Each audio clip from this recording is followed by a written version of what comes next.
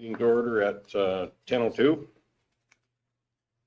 Agenda additions and approval. Is there any other additions? Seeing none, Mr. Chairman, I give you a motion to move that forward. That might be the very first time we've ever had one without addition. Quick. No other comments on it? I'll call the question. All in favor? That would be carried. Finally, once. Hey. Item number 3, our acknowledgement of Councillor James Nyberg. Deputy Reeve has appointed president of Stettler Alberta Seniors and Community Housing Association, ASCHA. And it's an honor for James and an honor for the county of Stettler. He's been on council for 13 years and he has a long committed history to ASCHA.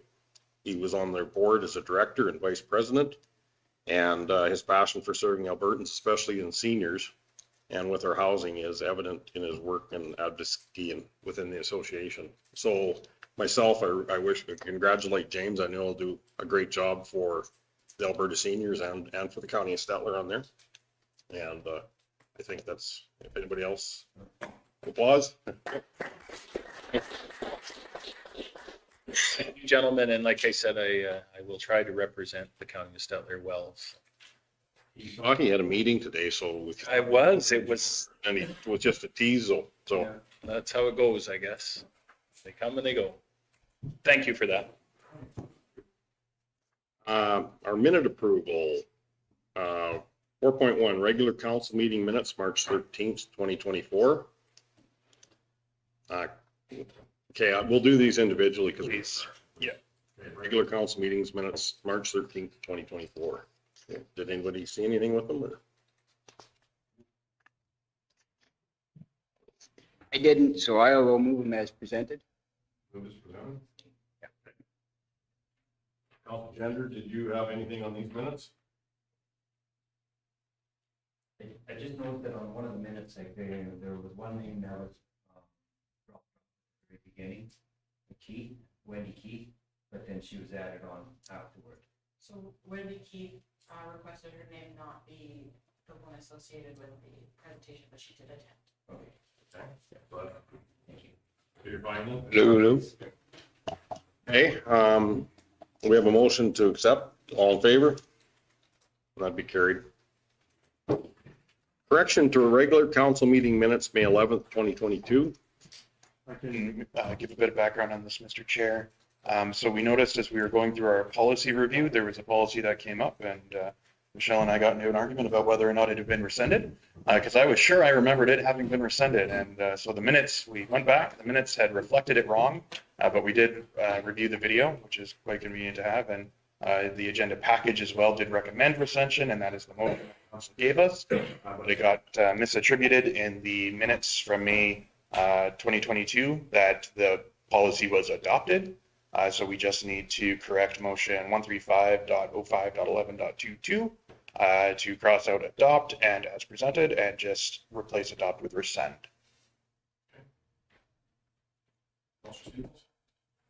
I'll move that we accept the corrected meeting minutes as presented.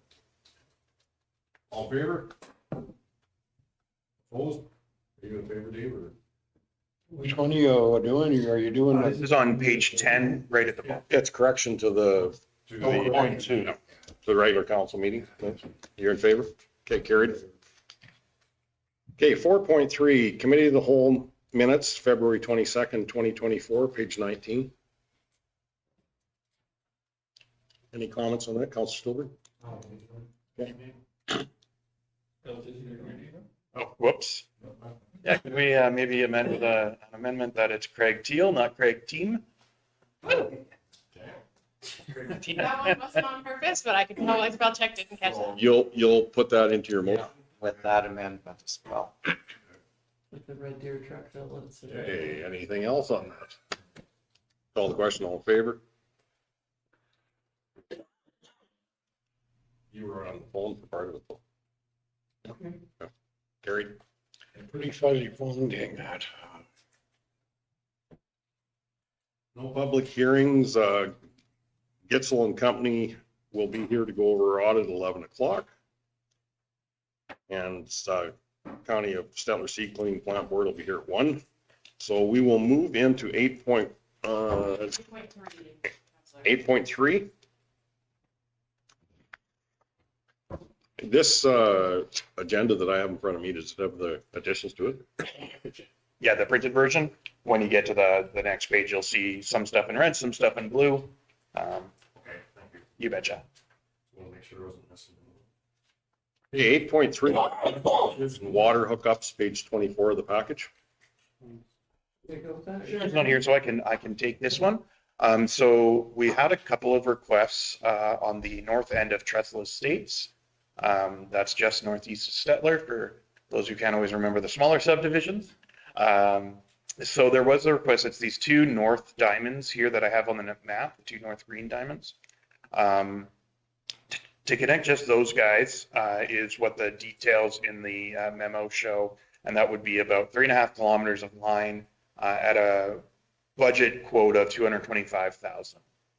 So that's actually not as significant of a cost as we would have projected from a per meter basis based on older projects. But there is a couple other residents that you can see on this map. These other two that indicated during the water survey that they may be interested, as well. One other lot that had during some planning development inquiries asked a bit about the possibility of water coming to the subdivision.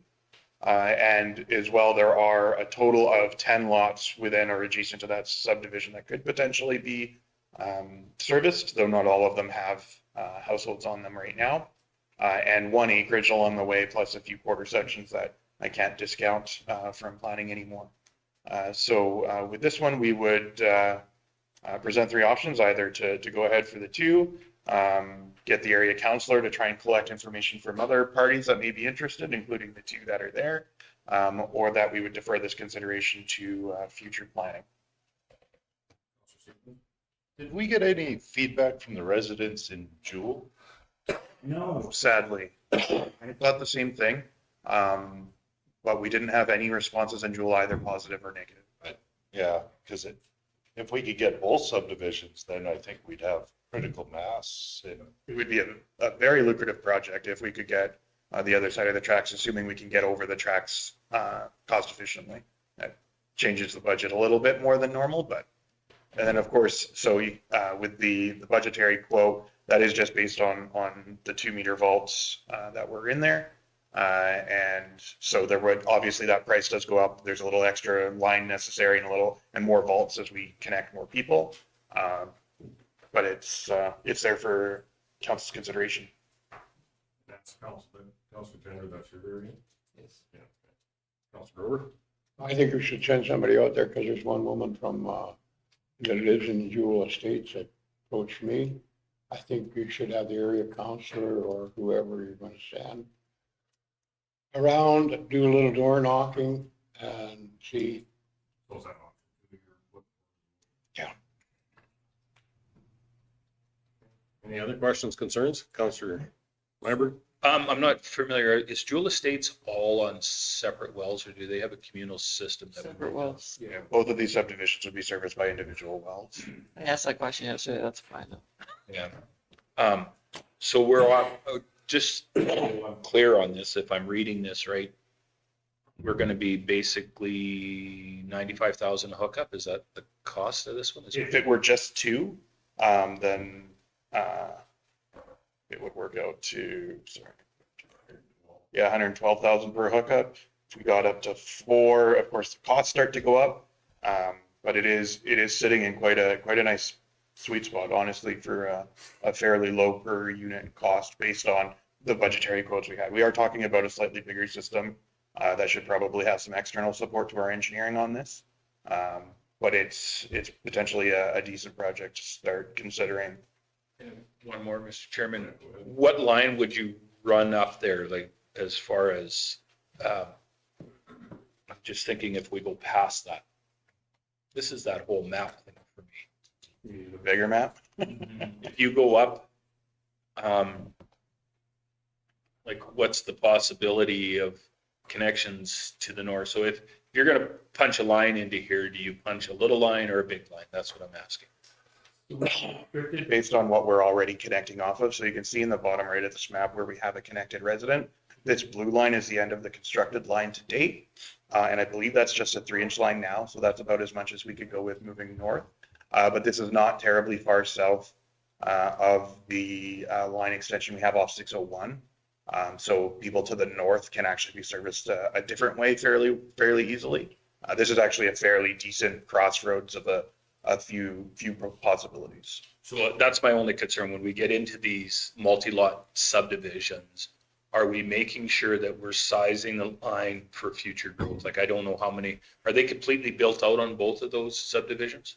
Not quite, but nearly. But a 3-inch line would handle the build out. That's where I said we would want more engineering on this one for a little bit bigger, just to ensure it. But there is a 3-inch line that runs north of Gadsby. We did run that other line as 4-inch. Yeah, so that we could. But That's it true. is a 3-inch that's flying up to that. Okay, no, that's just, I want to make sure, there's nothing worse than, Undersizing stuff. well, especially in the government world. Plus the water co-op line for everything out east there was 4-inch. So you can put a lot of water through a 3-inch line. Okay, fair enough. That works for me then. Councilor Grover? Big difference between a 4-inch and a 3-inch, it's just no comparison. But until we, and I think we got to do our homework here, we got to go knocking on the doors and Yeah. checking that stuff out before you start putting pipe in the ground. Yeah, there's big I would difference between think. 4-inch and a 6-inch, 2,000. 2 inches. With that, we have a motion on the table from Councilor Grover. All in favor? That's carried. You got some work, Councilor Gender? Yeah. 8.4, request for decision NRCB referral confined feeding operation, page 27 of the package. Mr. Chairman, I'll let Craig speak to this one, or Greg, sorry. I'm sorry. Thanks, Yvette. Good morning, Council. How are you today? So the County of Stettler number 6 has received notice from the Natural Resources Conservation Board, or the NRCB, in regards to an application filed by the White Sands Farming Company Limited for construction of a swine quarantine barn, complete with manure collection and storage pit. It's going to be located in the current CFO location on section 123919 west of the 4th. There is no increase proposed to animal numbers to the CFO at this time. The property is zoned agricultural and the development will adhere to all setback requirements. It's located outside the designated CFO exclusion area as agreed to by the town of Stettler and the county of Stettler and the IDP as well. It does comply with the county of Stettler's municipal development plan. Andrew, if we can just scroll to the second picture, the next one. As you can see here, the proposed location and setback distance roughly 175 feet from the center line of Range Road 19-1. It will be proposed a 14 by 72 foot quarantine barn. The information requested by the NRCB by the County of Stettler is very specific, as it's stated on the first page of the letter from the NRCB. Andrew, if you could just scroll to that, please. In your package, you can read that and see the information that they are interested in hearing back from us on. So options for consideration are that the council authorizes administration to send a letter to the NRCB indicating that the county has no concerns or objections in regards to the application, or that the council provides directions on any concerns or comments that we wish to forward to the NRCB. Go ahead, Councilor. Mr. Chairman, are these guys hooked up to our water? Yes. Okay, so that'd be my only real concern with that. We've dealt with this a bunch before, the other stuff's just the water is my biggest concern, I guess. And building a barn with no increase in numbers, I guess they're just for bringing stuff in, but that doesn't really make sense either. So that I imagine the numbers will go up knowing our confined feeding operations. But that's natural with NRCP too. Again, road use agreement in place on something like this, or how does that work? during construction. Internal, wouldn't it? They'd, Typically, it's, moving them around internally on the site. I'm thinking about Well, if the, they bring in new ones? no, they're building a new building, right? Oh, that one, that heavy. Okay, sorry. Yeah, I'm just wondering that somebody would have to have I'm, again, under what's happened in the past, they have built buildings that are the cement wall buildings. So fairly heavy trucks that haul that in. I don't know how many trips that would be a concern, I guess, other than that. Yeah, we can contact Colony and ask them to get a road use agreement. But this letter is for the NRCB. Yeah, no, that's just part of our situation. When they're starting to say that there's no increase in the numbers, I'm just kind of wondering whether they're utilizing part of the existing barn as the quarantine. It shouldn't be, but I don't know. So I guess we have no. I'll make a motion, Mr. Chairman, that we send a letter that states that we have no concerns other than ones that have already been answered here today. I got one concern. They built one lagoon out there already and it had a sand steam in it. Okay, explain it to me, because you were on, that was your thing. That was owned by. Well, that wasn't, Colony. that wasn't White Sands.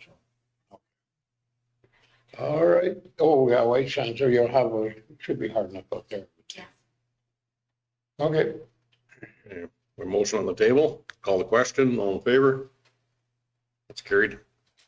Thank you, council. Thank you, Gregory. Request for decision 8.5, laneway naming, Hamlet of Gadsby, page 44. Thank you, Mr. Chairman. Rich is going to speak to this. Thank you. Thank you, council members. So this request for decision comes from the dissolution of the village of Gadsby.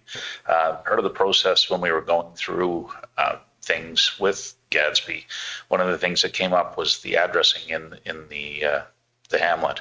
It doesn't meet with the County of Stettler's bylaw 1581-17. That's the addressing policy.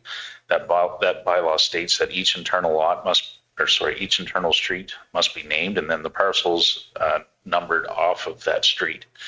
As far as the addressing goes, the current addressing was done in a 100, 200, 300 block, something that you see generally in a city type of thing. So it doesn't meet with our system.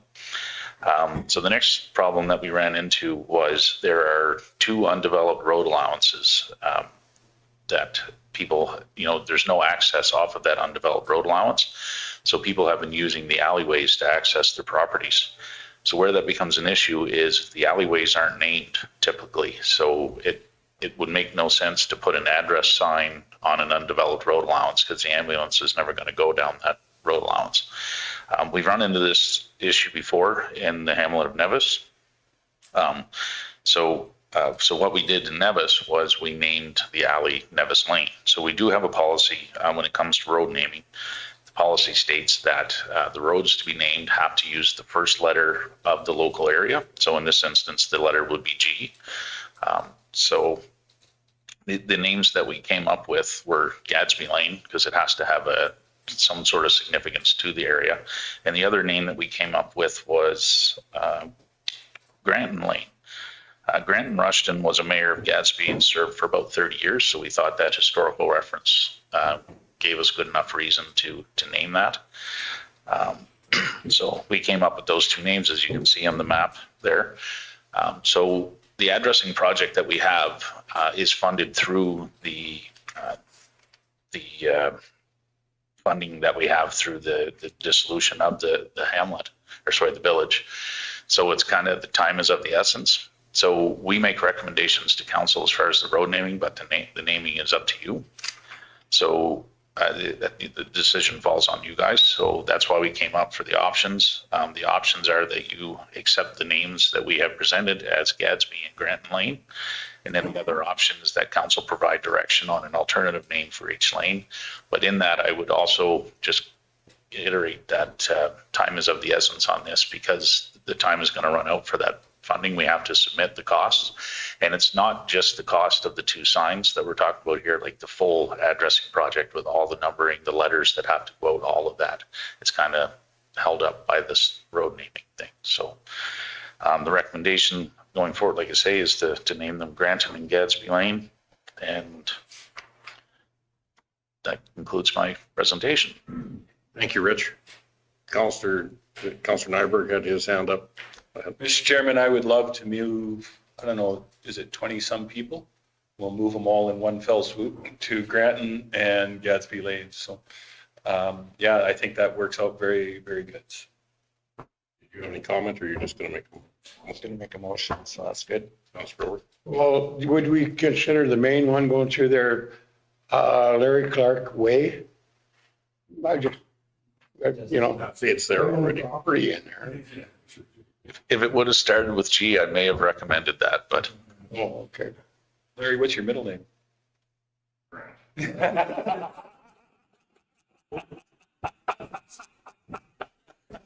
Counselor Stevens. If it wasn't for this G rule, I was gonna highly recommend some variation of Buffalo. That works out. We get 3 of those in every subdivision or hamlet. Okay, we have a motion on the table. Any other questions or comments? Call the question, all in favor? That would be carried. Thank you, Rich. Okay, 8.6, request for decision, Free National Volunteer Week, page 47 of the package. Yeah, I let Nikki know, who let Lorraine know that, we will handle this one for them. So this is a very simple proclamation. We do see this annually. April 14th to 20th this year is being requested as National Volunteer Week, and we are seeking a formal recognition of that from the County of Stettler. This year's theme is that every moment matters. The importance of each volunteer and each contribution they make is sort of the theme and focus. So obviously volunteers are fundamental to the way our small communities work, the way our organizations work. Many of our volunteer associations prop up the infrastructure and halls, recreation societies that we absolutely rely on to keep our communities vibrant. So I think it's administration's recommendation that we do in fact proclaim National Volunteer Week. Counselor Stolberg. I'll make the motion that the County of Stettler proclaim April 14th to 20th as National Volunteer Week. Any questions, concerns? Call the question, all in favor? That will be carried. If I may add a comment, I know FCSS and various other groups in town are already organizing an event to recognize volunteers. Okay, 8.7, request for decision, policy PW 2.04, county equipment usage, villages, summer villages, and school divisions, page 49 of our package. So thank you, Mr. Chairman. So these next few items on the agenda are the policies that you've seen at the Committee of the Whole that you approved. They've been on our website for public consultation for 30 days. And we've received no comments or questions. So we're now bringing them forward to you to adopt.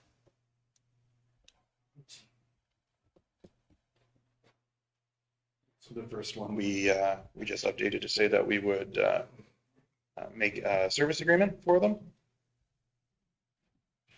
Keeping in mind that all of these policies are going to a new format, that's why you have to approve them.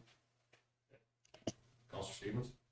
Just one clarification question. I assume that the service agreement will include a hold harmless in every case? Yeah, and far more detail than we've typically done in the past. And that's outside of this policy, but a trend you're seeing with all of our both joint servicing agreements and fee for service agreements that they get longer, they get more geared towards covering liabilities and just sort of avoiding the litigious world that we're in these days. Counselor Gender. I'll make that motion that we do approve this proposed amendments to. Do you have a question, Counselor Nyberg? So how does this work with our ICFs as far as, is this kosher with that? Is that? Yeah, so ICFs are, the intent of an ICF is to address services that benefit both municipalities' residents. In this case, these are contracts for fee for service for only benefiting the residents of the village or the school property or what have you. So they actually don't fall under the scope of an ICF, and none of our fee-for-service agreements, including water utility monitoring and things like that, they're not ICF. It's everything that, when we've got joint recreation that both of our residents use and joint libraries and things like that. So our equipment and our expertise isn't included in an ICF.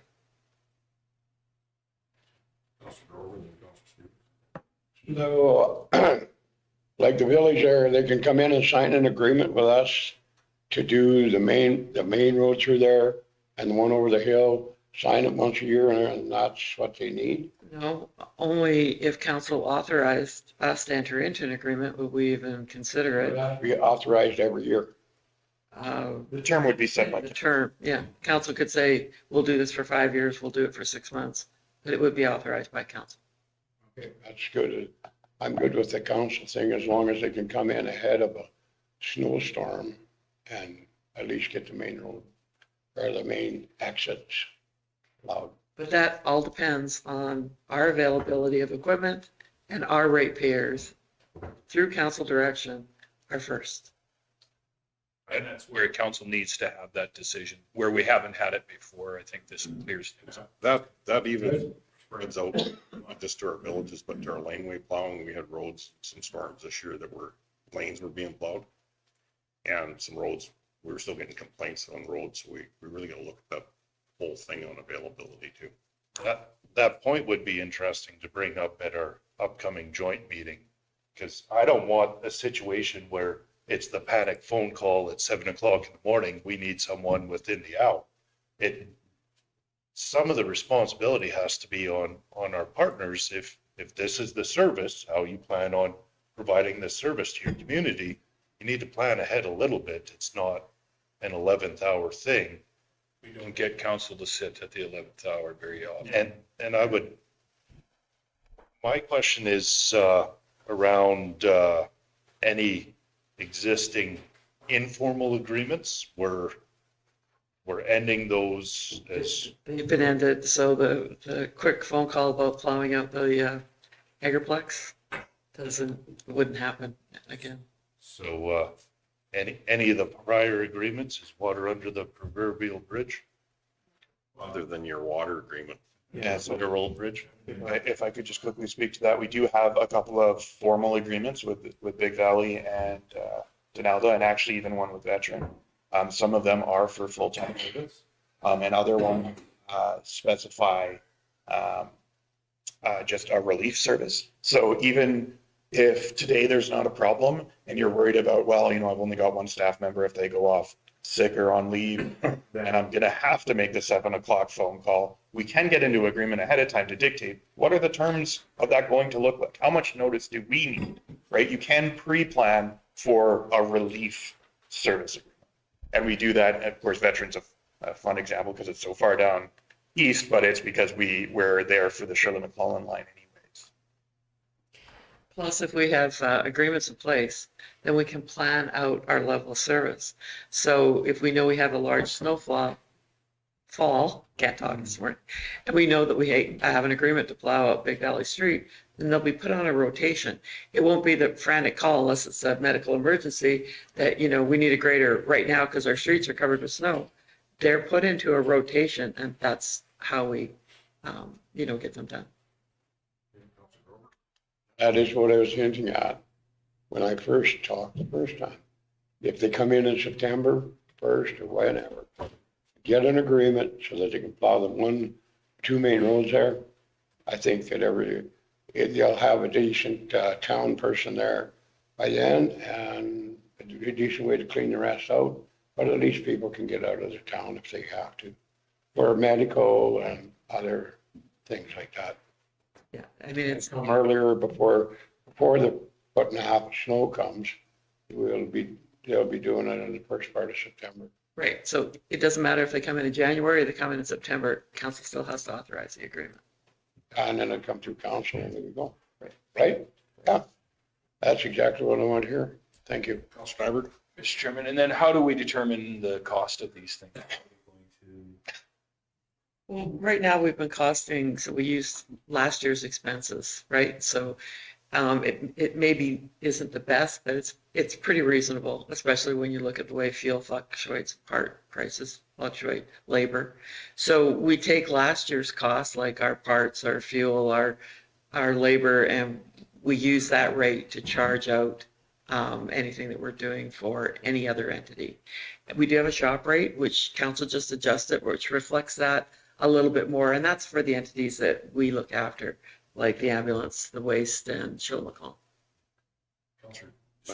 Should we have a policy on a per hour charge for some of this stuff, or that's what I guess where I'm at. I think it would probably be easier to address on a case-by-case basis as part of the contract. And the reason for that is that the scope of services might change, and it would be difficult to encapsulate what the costs should be for each set of circumstances that might be necessary. And Mr. Chairman, that's my concern because, you know, especially if we get, you know, 4 inches of snow, that's one thing. If we get 6 to 10 inches of snow, that's another thing. I mean, the amount of hours that you're going to be putting in on these things is something that does change, right? So I think that all has to be taken into account, right? But as soon as we sign an agreement, though, they're expecting first service, eh? They can expect it all they like. It'll be clear. Hold letters at the very beginning as can be done, right? Yeah, in a rotation, you're on a rotation. Yeah, and the service level expectation should be well defined. Actually, no, they could have first service. It's just at what price? Right? I mean, if it's, you know, $600 an hour, that's absolutely going to get them first. I realize, That kind of person. I realize you're in jest, but no one jumps the queue ahead of our ratepayers. That's where I'm out. I'm fine with being a good municipal partner and offering this service as long as our costs are covered, but no one's jumping the queue in front of our. Councilor Grover? Yeah, I don't know, I just wanna have it so they can plow the main ones, and then your village will have to pick up the rest. It's People up. but it's But at the end of the day, we did have our, I guess is he still our public works guy? I don't know. Guy come out, $250. I now plow that lane and 5 other ones, but that's all right. I don't give a crap. But 8 minutes in, 8 minutes out, so I don't know what kind of a custom rate that was. 8 minutes in there and back out, and plowed out where their truck vehicles were. So I think we gotta get this here rate half where it's feasible or where it should be. But I guess I'd be at that meeting, so. That's what we're trying to do, Councilor Grover, because we have a $750,000 to $1 million piece of equipment that. I'm all the way from Stettler to go get up to that. Yeah. So that's a big part of it too. And Councilor Stewart? I just think we're talking policy and fee schedule together, and they're 2 separate things. So 100%. This is a policy I motion. was jesting when I brought that up. Mr. Stevens picked that up. Any other questions, comments? We got a motion and accepted. Somebody didn't. Who put that motion forward? Mr. Gender put that motion forward a long time ago. Okay, thank you, Mr. Gender. We need all in favor of that. Yeah. Vote is all in favor, call the question. You're not in favor now, Mr. Gender? Talked you out of it. Talked you out of your own motion. Okay, all will see you. Hurry back. Councilor McKay has to step out. 8.8, request for decision policy PW 2.22, disposal of culverts, page 51 of the package. Yeah, this one's pretty self-explanatory. Yeah, we brought this to council. No comments were received on it from the public, and council didn't indicate any change in the procedure that we wish to follow. So we're just looking to basically approve it as amended with the new formatting. Yeah, I will make a motion to approve it as presented with the amendments here. Any questions, concerns? Call the question, all in favor? Opposed? Councilor Grover is opposed. I don't think can I talk for a second? I don't think a culvert that has been in the road for 25 years worth half what it is new. But that's my personal opinion. 8.9, request for decision, policy, Public Works 2.23, disposal of grader blades, page 53 of the package. This one is also, really no changes. We're just bringing it back to what council agreed to. No comments from the public. So for county residents, $1 per blade, non-county residents, $2. I do know people will hold things down. So. It seems to be getting less frequent over time. Yeah. And when we get a pile of them, we do make a decent amount at just the scrap metal recyclers. I thought we talked about scrap. Yeah, I think, Mr. Chairman, if I could, I apologize. I thought we were getting rid of that completely, that we were not going to sell them. We were only going to scrap them. It's a premium steel and $1 a blade. I'll buy every one you got.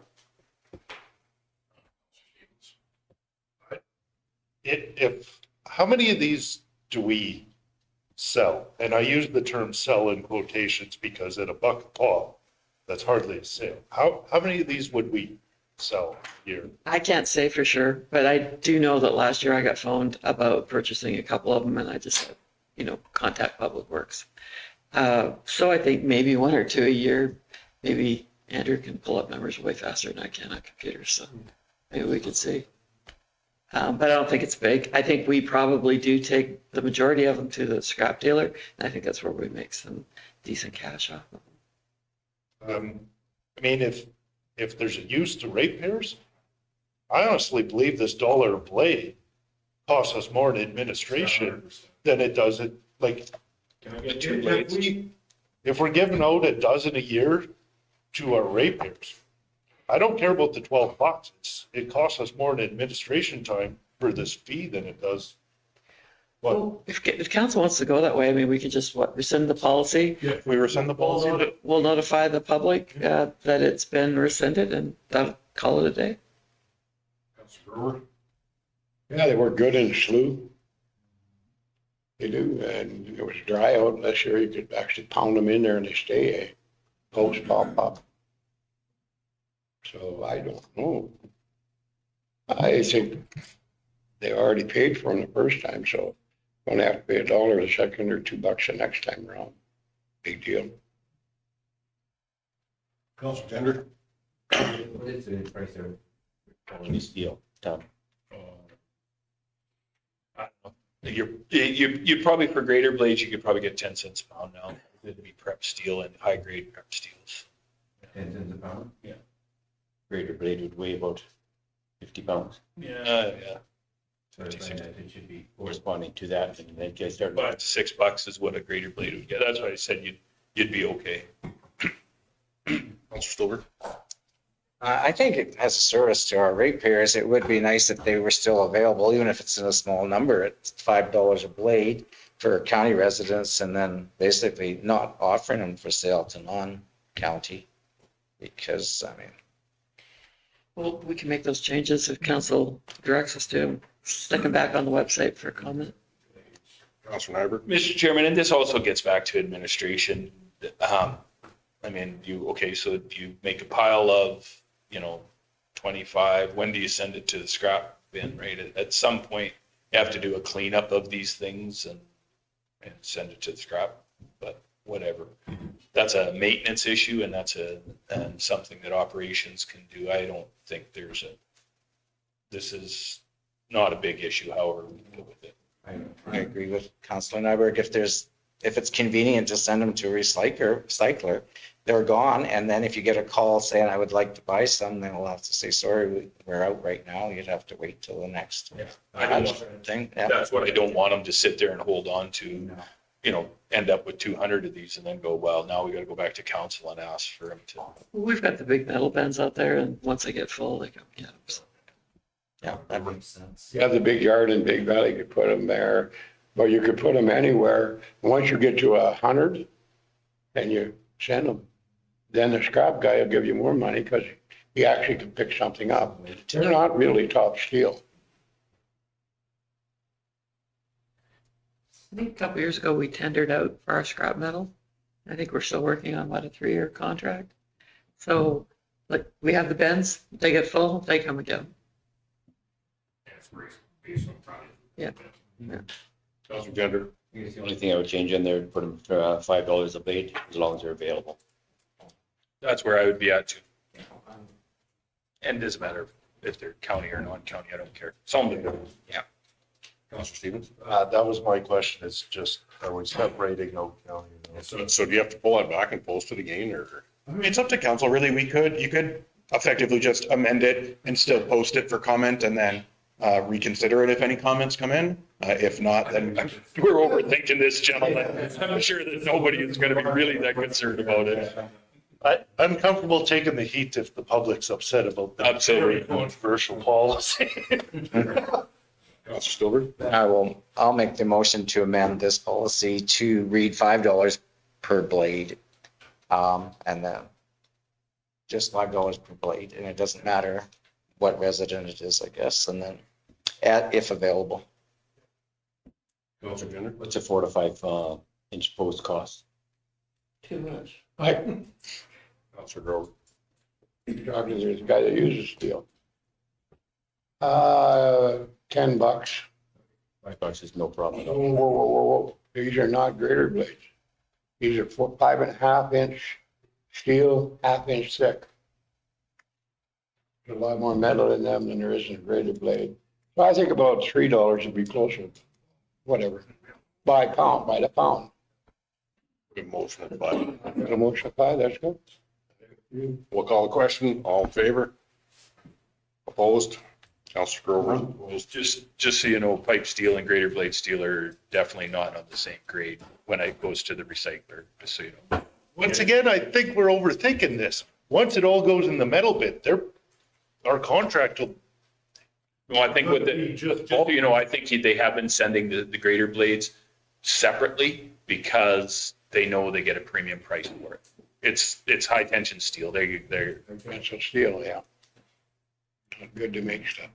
Okay, 8.10, request for decision, policy AF 604, records retention and disposition, page 55 of the package.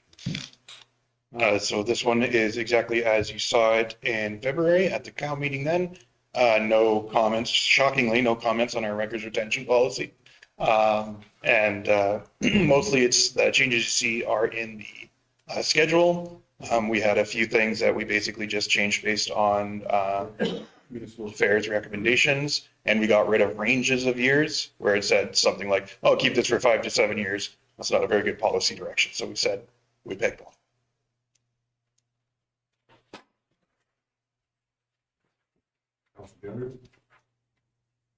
Want a motion on that one? Yeah, I do.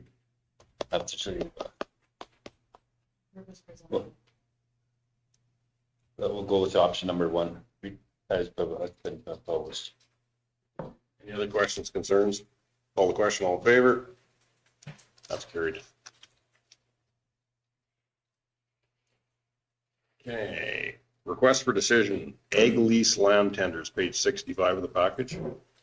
Thank you, Mr. Chairman. So we had 2 quarters of lease land come up this year because the landowner who was leasing them has moved away. So we had to put these 2 out for tender.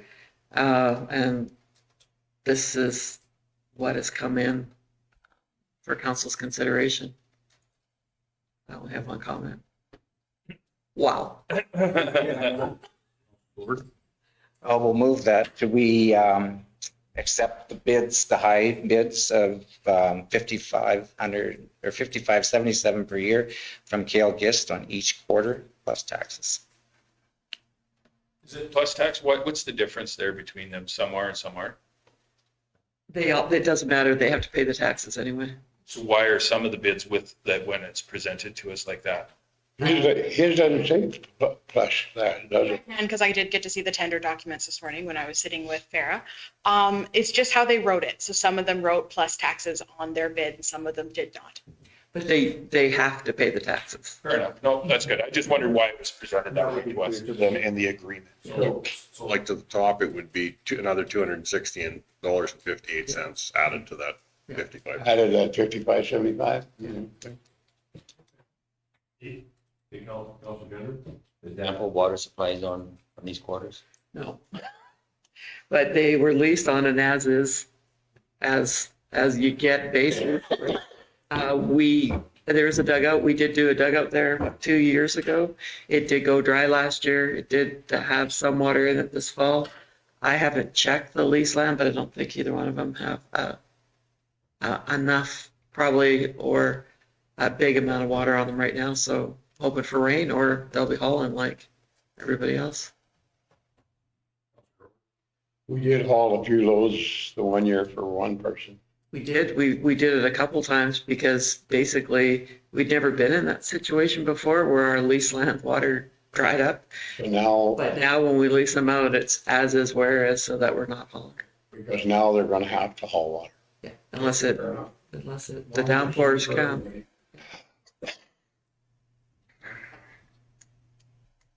No other questions? Or you have another question, Councilor Gender? Yes, there's one that there isn't of any water available. Should we maybe be looking at it as a good steward to doing something with dugouts? Well, we did dig a dugout on this one. I'm not sure about the other one. Quentin would have a much better knowledge on this than I do. I thought he might be here. But it is very close to the Scholar well, so it wouldn't be a difficult haul. You know, kind of just. And I know that the lease owner last year, even though we did haul some water to assist, he also hauled a pile of water to the cattle down. He hired a commercial company. Yeah, he did. Terrico, I think, did it. Yeah. Councilor, No, I mean, if you lease land from anybody else, they would tell you, you're more than welcome to build a dugout on my property. You fix the fences, you make sure everything's in good condition. That's how it works. I'm just scared that you're going to end up having to, there's no water this year when I rented out my cultivated land. So will you hook up irrigation for me? Yeah. I'm sorry, but that's, if you buy a quarter and there's not a dugout on it, you're either hauling water or you're digging it. So I'm just pretty solid on that one. You were talking fences, when they lease these out, the fence is supposed to be in, will be able to hold cattle. And then after that, it's the leaseholders. yeah, absolutely. Not for. Yeah, we have replacement fences Fences are that are pretty good. deteriorating. And we have built new fences, especially on land that we've purchased where our gravel holdings are. A lot of times the fences were right down, so we have gone in and built some fences on that land. Councilor Stevens? My question's about the next page, just when you do the summary of estimated amounts. So the bottom seems to be for both parcels, but we removed the highest bidder, and the top seems to be for one parcel. Is there a reason why we kind of did that?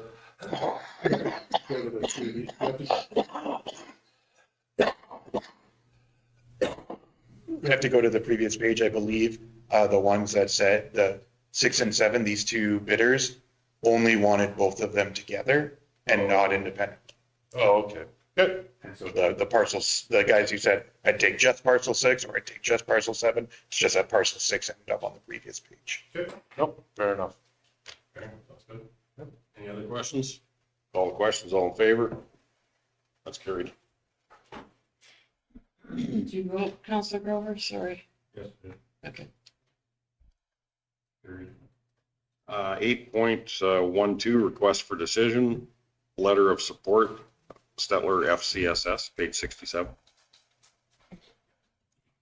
For this one a little bit. So we just got this request late last week from FCSS looking for a letter of support for some grant funding to assist with their transportation services. I believe they've had opportunity to speak to council about those before. I believe their deadline for getting that grant in is today. So we said we would bring it to council and get them a response turned around if we can.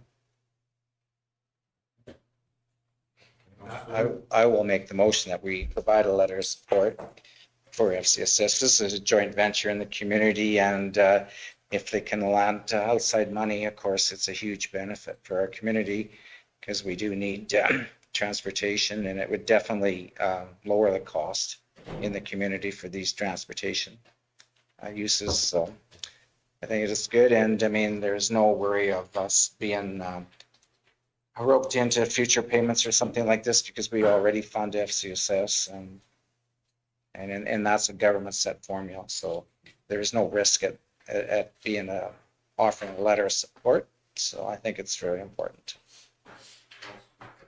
CEO Cassidy? I just had a question when I read it and read the request yesterday, just because we fund another portion of this, which is the home support, for them to travel out to residents in the county. Would this grant assist with some of those costs? It should, yeah. It should lower the. So it should lower that requirement, okay. Again, because when I read that, I had understood differently just because this would be to take residents acting as a bus or taxi service, whereas the funding we provided to Stettler Home Support was to get them to go there. volunteers. Yeah. So they are two separate programs we're discussing. But this is going to be a program that does work outside our community. We are actually working, there's a rural component of this, and I can't remember what the rural component of it was. You don't have to be a resident of the town of Stettler to access this. Yeah. This is taking people to appointments, and the other one we do is taking appointments to people. Right. Yeah. Andrew's correct on that. But this doesn't, it's not just, some of them are only focused on urban settings, so transportation within the town of Stettler. But this will take, let's say Dave needed to go, this would help offset some of that cost. So as this grant goes forward, maybe, because I know that there's lots of things of getting grants sorted out and getting the program set up, but maybe there could be a reduction and maybe we could be able to pull some of that funding from this grant. Just looking for a clarification maybe from home school when they get up and running. Yeah. That's fair. If you could bring residents into town, county residents into town, and they've got multiple appointments and they could get the same services from Stettler Home Support in a clinical setting. Home care from EHS does a similar thing. They both go out and do things in the clinic. So that may be an opportunity. Yeah, we'll definitely make it. Les will make a note of that. And I'm not going to lie, I know where it's Getting even, no, thank you. Makes very good sense though, 100%. Thank you. We got to get the grant first. Yeah. Any other questions? We have a motion on the table, call the question, all in favor? That's carried. Michelle, if we can get that letter printed off, There's a copy already in the reads folder for him, just. okay, Organized. yes. 8.13, request for decision re land sale values, the additions package 6. That one we'll want both Craig and Sharon for, and I think we're probably, we'll have our delegation here soon if you even just wanted to take. But this one is, you did see this, you went through it in committee of the whole, though I know you were kind of rushed because committee of the whole went on long. But we did the averages for each division, and then we did the average for the county. Yeah, so they're pretty interesting. Council, if you'd like to stretch for a second, Peggy is here. Mr. Chairman, take a comfort break then? Yes, we can comfort breaks. Peggy can get set up.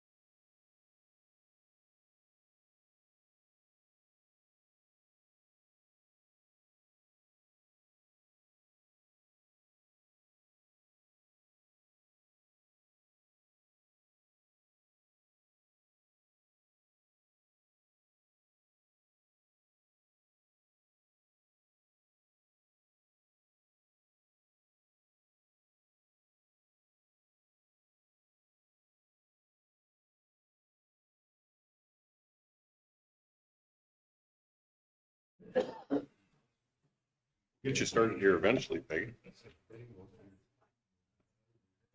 Good to go.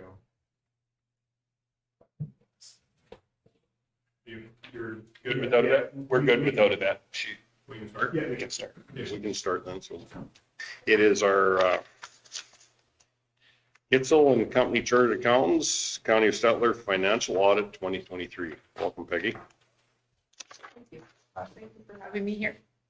I'd like, again, to start by thanking Krista and Teresa and Yvette and Rome this year with your engineering department. So just on the auditor's report, there's a clear report, no reservations or qualifications. Emphasis of matter, again, with regard to the useful life of engineering structures recorded as tangible capital assets, and the gravel inventory and gravel reclamation. So again, significant life of roads and so on is a big estimate here in these statements. I'm going to assume that in the financial information, there's no big surprises here, but please, as I just kind of go over it, if there's something you want clarified or explain, please stop me as we go. Just briefly then through the statement of financial position. You can see at the very top, there's a restated on the second column, 2022. That was a change in handbook policy, and it's with regard to asset retirement obligations, which means that if you have something that is legislated as an external obligation to remediate, that you have to now recognize it as a liability. In the county here, we've identified a few buildings that would have asbestos that would have to be remediated at some point. And there were two locations that had previously had landfills. So, Thank you. for example, this building, you know that if you were to take it down, you would have some demolition costs. That is not considered an asset retirement obligation because there's no known externally legislated environmental hazards, right? So one of the things, for example, discussion here was this building was built early enough that it might have had tile that had asbestos. When you redid the floors at one point, you had stripped it back down, taken all that tile out, no longer concerned to even test it, okay? Any buildings that were built before 1986, and this is where the thank you to Roan came in, worked with him, and he was trying to identify the buildings, the footage, the possibility of where we might have some hazardous materials, and then building spreadsheets and calculations from there. Okay. So results then, when we look at financial assets, we have cash is up a bit. Your surplus this year after capital allocations was 1.3 million.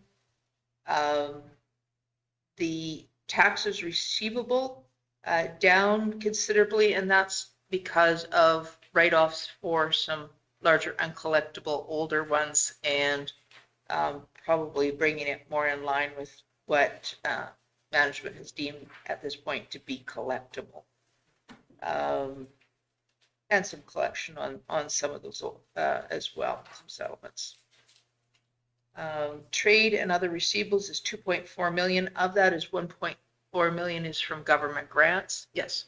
So on those non-collectibles, do we separate out the oil and gas stuff and then just what we would consider the regular day-to-day stuff? Because our oil and gas non-collectibles seem to be fairly... Well, they're combined, I right? know they're combined. I'd like to get a this is a relatively, You can tell by the list. yeah, I know. You have very little that's not oil and gas. That's what I'm saying. So I mean, it kind of skews the look of it because I think we're doing a really good job on our day-to-day operations of it, but we turn around and you have 2 or 3 really bad actors and it looks like we are not doing the job we should be doing, but there's nothing else. We're doing a good job on collecting oil and gas. It's just you get to the point where you can't squeeze blood out of rock anymore, and we're still after them. So we are doing our due diligence, and I think we've done a pretty good job with the oil and gas, but there's just some, and it's because of the provincial government that we just cannot. I'm just thinking if you did the 1,000-foot look at this, it looks like we've got a huge non-collectibles, which really it is 2 or 3 actors that have screwed us, unfortunately. That's where we're at. So, just a comment more than anything. I think, Peggy, there's nothing we can do. I mean, council knows where we're at. Some of this is for the public to understand that it's outside our preview to maybe collect some of that stuff. It's just the way the world is right now. It wasn't that way 10 years ago, but it is now. So, yeah.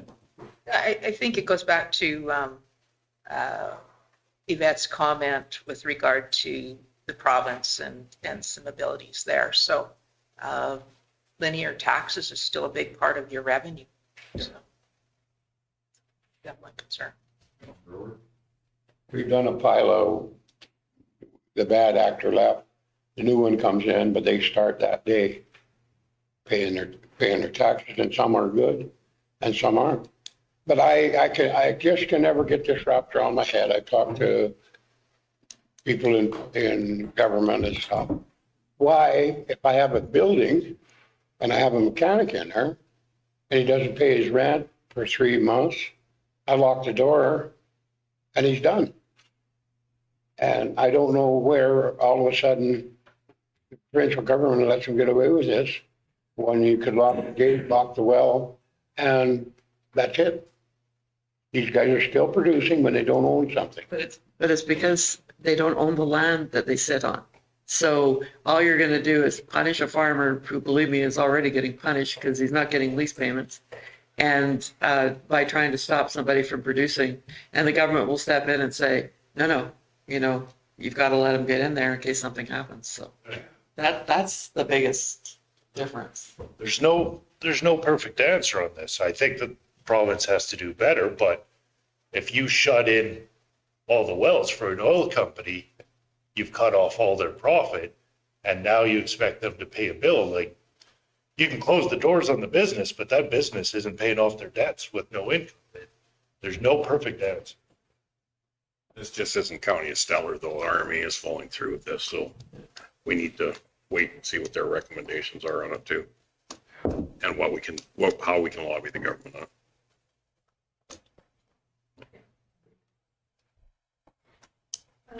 Trade and other receivables, 1.4 million is from government. That's down substantially from last year. And again, that is from a little bit longer term planning horizon and using more of these grants. We saw a number of grants used on some public works and wastewater projects this past year. And I think that's probably the biggest difference that I was seeing in the makeup and the direction is a lot more water programs and so on during the year. So, and like I say, less receivables, more planning for the government grants means the money's coming back into your hands a little. So you interest and use the money. Local improvement levies, 586,000. That's almost all water. That's your rural water connections. When they choose to pay over time, they pay that levy. They contract that levy up front and pay over time. Long-term investments, 3.1 million. That is almost all Shirley McClellan. It's recorded at cost. We do not depreciate that investment. Looking at long-term horizon on that investment, there's a look at it every uh, periodically. And at this point, there's no indication that there should be any reduction in the value of that investment in Shirley McLaughlin, that the water lines are important and certainly wouldn't cost any less to put in place at this point, especially with the amount of granting that's happened there. Accounts payable, nothing unusual. Deferred revenue is, again, grants where you've applied for them for specific projects not expended yet. Other long-term liabilities, that's the Shirley McLaughlin debentures, your share of them. The rates on those debentures range from 2.065 to 3.075%. So some pretty attractive rates in today's economy. Debenture debt is from gravel properties, again, 2.5 to 2.9% rates. So again, pretty attractive that way. Gravel reclamation liability, you can see there's no change this year, no crush on these properties and no reclamation work done during the year. And then we get to 15. We actually have note 3 and note 15 with regard to asset retirement obligations. You can see that it's currently at $1,067,000. As I mentioned earlier, it's mostly a few buildings that you've inherited through hamlets and the 2 landfills. So your 2 landfills would be probably, in terms of this $1 million, right around about half of it, and the rest is buildings. So what we do is we look at the cost, the present retirement cost. If you did it today, then we take that cost forward according to inflation and bring it back according to your interest or discount rate. So inflation rate used was 3.028% and discount rate at 4.99% to get present day value at $1,067,000 at the end of the year. Questions, comments? We're good with that? Okay.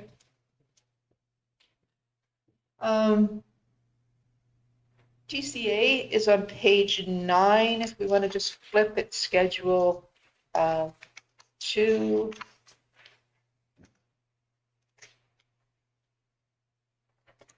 You had during the year engineering structures 1.8 million. Of that was 1.2 for Gadsby water line, another 240K for Botha sewer, and 75,000 for water at Bymore, and then some bridges, about 244,000 for bridges. So that was your big dollars. The machinery and equipment at 639 was mostly fire. You had your fire radios at 468,000, your communications, and there was air systems of 130,000. Vehicles were all auto, no graders came in during the year. You do have some on order that should have coming in soon, I'm assuming. 2 of them are here. 2 of them are here. Okay. The only other thing I wanted to point out on this chart was that your, again, your acquisition of tangible capital assets, 2.9 million during the year, amortization 3.3 million. So again, did not fully replenish. And again, part of the emphasis of matter is with regard to the amortization rates and so on, and especially on these engineering structures, which you can see is the biggest amortization. One of the things that administration has identified here is with regard to the roads and replacement of roads. And I think they're doing a project now where they'll split the base of the road from the top. And I don't know if you want to talk about that at all, or if you. Well, we've always felt that the TCA is unfair or incorrectly recorded because, I mean, we have roads that were built by a cat 1918 and we're still driving them, and they're pretty good roads, so. Oh, sorry, it's, yeah. So anyway, we have roads that have been around for a long time and they're still in good shape most of the time. And, we're still using them. So there's a real contrast from the ones that it's just, we don't believe that having roads in TCA is fair, right? We've made that stand a couple of times. We have. And one of the things that we do want to look at this year is our TCA policy and looking where it's at in line with the rest of how it works versus how it is in the real world. And it's making sure that everything's in line, making sure our values are still at the appropriate thresholds. So that's something that we want to do as well this year. But roads has been a ongoing hiccup because nobody does them the same throughout the province. So you're not comparing apples to apples through municipalities. Councilmember? So I got a couple of questions here. One about the TCA and the roads. Do you value the land that's the road built on and then the road becomes an improvement on the land? Is that what you're thinking of doing? Is that kind of what we're doing? It's all at cost. So the land, the right of ways are $1. So We just talked about doing land acquisition and we just had a proposal go through what we're going to be paying for land upwards of. But technically the right of ways are the king's and he lends them to us. And Why do we have to buy it from the people? So we're buying it on behalf of the king? I know, I get it, but there's a value, what I'm saying, in determining that value per acre value, I know what you're saying, that yeah, so used to be the queen, now we're getting by the if you look at our total TCA for roads, could you go out and replace them at that? You couldn't buy them for that, right? That's what I'm saying. If we had to land acquisition just to buy that road right away, which we may or may not be going up against, that becomes a TCA. The hard thing is finding out what it's worth, right? What's that road really worth? The county of Stettler curve and swerve because they took a cat and just went around a slough. Today, we would build through the slough, right? Fair enough. So there's a unbelievable cost difference right there. What you have to remember is what they're worth and what we paid for them are two different things. That is true. Do not get to say what they're worth. We have to use what they are paid for. True enough. So I got one other question, Mr. Chairman, and then it is on disposal of tangible capital assets. We have land improvements, but how do you have a negative, that's what I'm seeing right on there, when we didn't have any land disposed of? On page 9, I think we're at, and it's the third line down there, right there, yeah.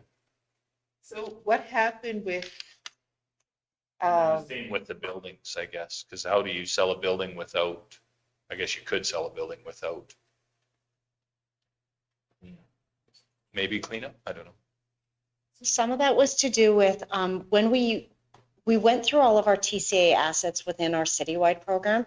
We had identified that some of them were in the wrong categories. So some of that was just cleaning up those assets in the categories that they were represented in. Oh, okay. There were just some disposals, but it might have been just a Transfer. Okay. No, that just because we didn't dispose or change any of the land, but we did have land improvements that have changed. So I'm just wondering where that came from. That makes sense to me then.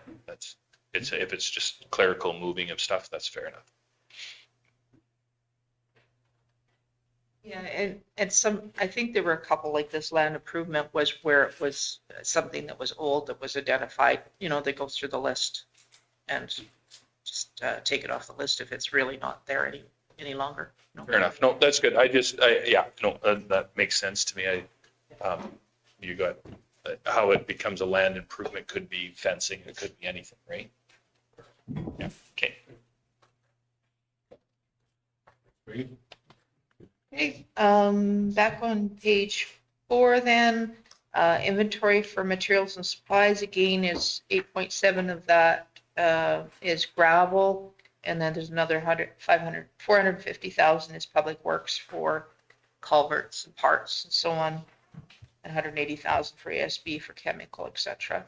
Land held for resale, 3.1 million, that's Erskine and Botha. And prepaid is mostly insurance.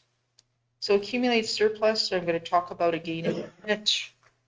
Statement of operations. This is again, sorry? Just a question on that land. land held for resale, is that what our lots are worth, or is that what they were worth based on what our original estimates were? That would also include those quarters where we had gravel pits and the quarters I've purchased that have gravel in them, because we separate them out between the gravel, which is in the inventory, and the land that's held for resale. Let's start selling land, because it's really high right now. No, that's, I just thought if it was lots and bought that, bought the Erskine, we maybe we're shooting a little bit, but okay.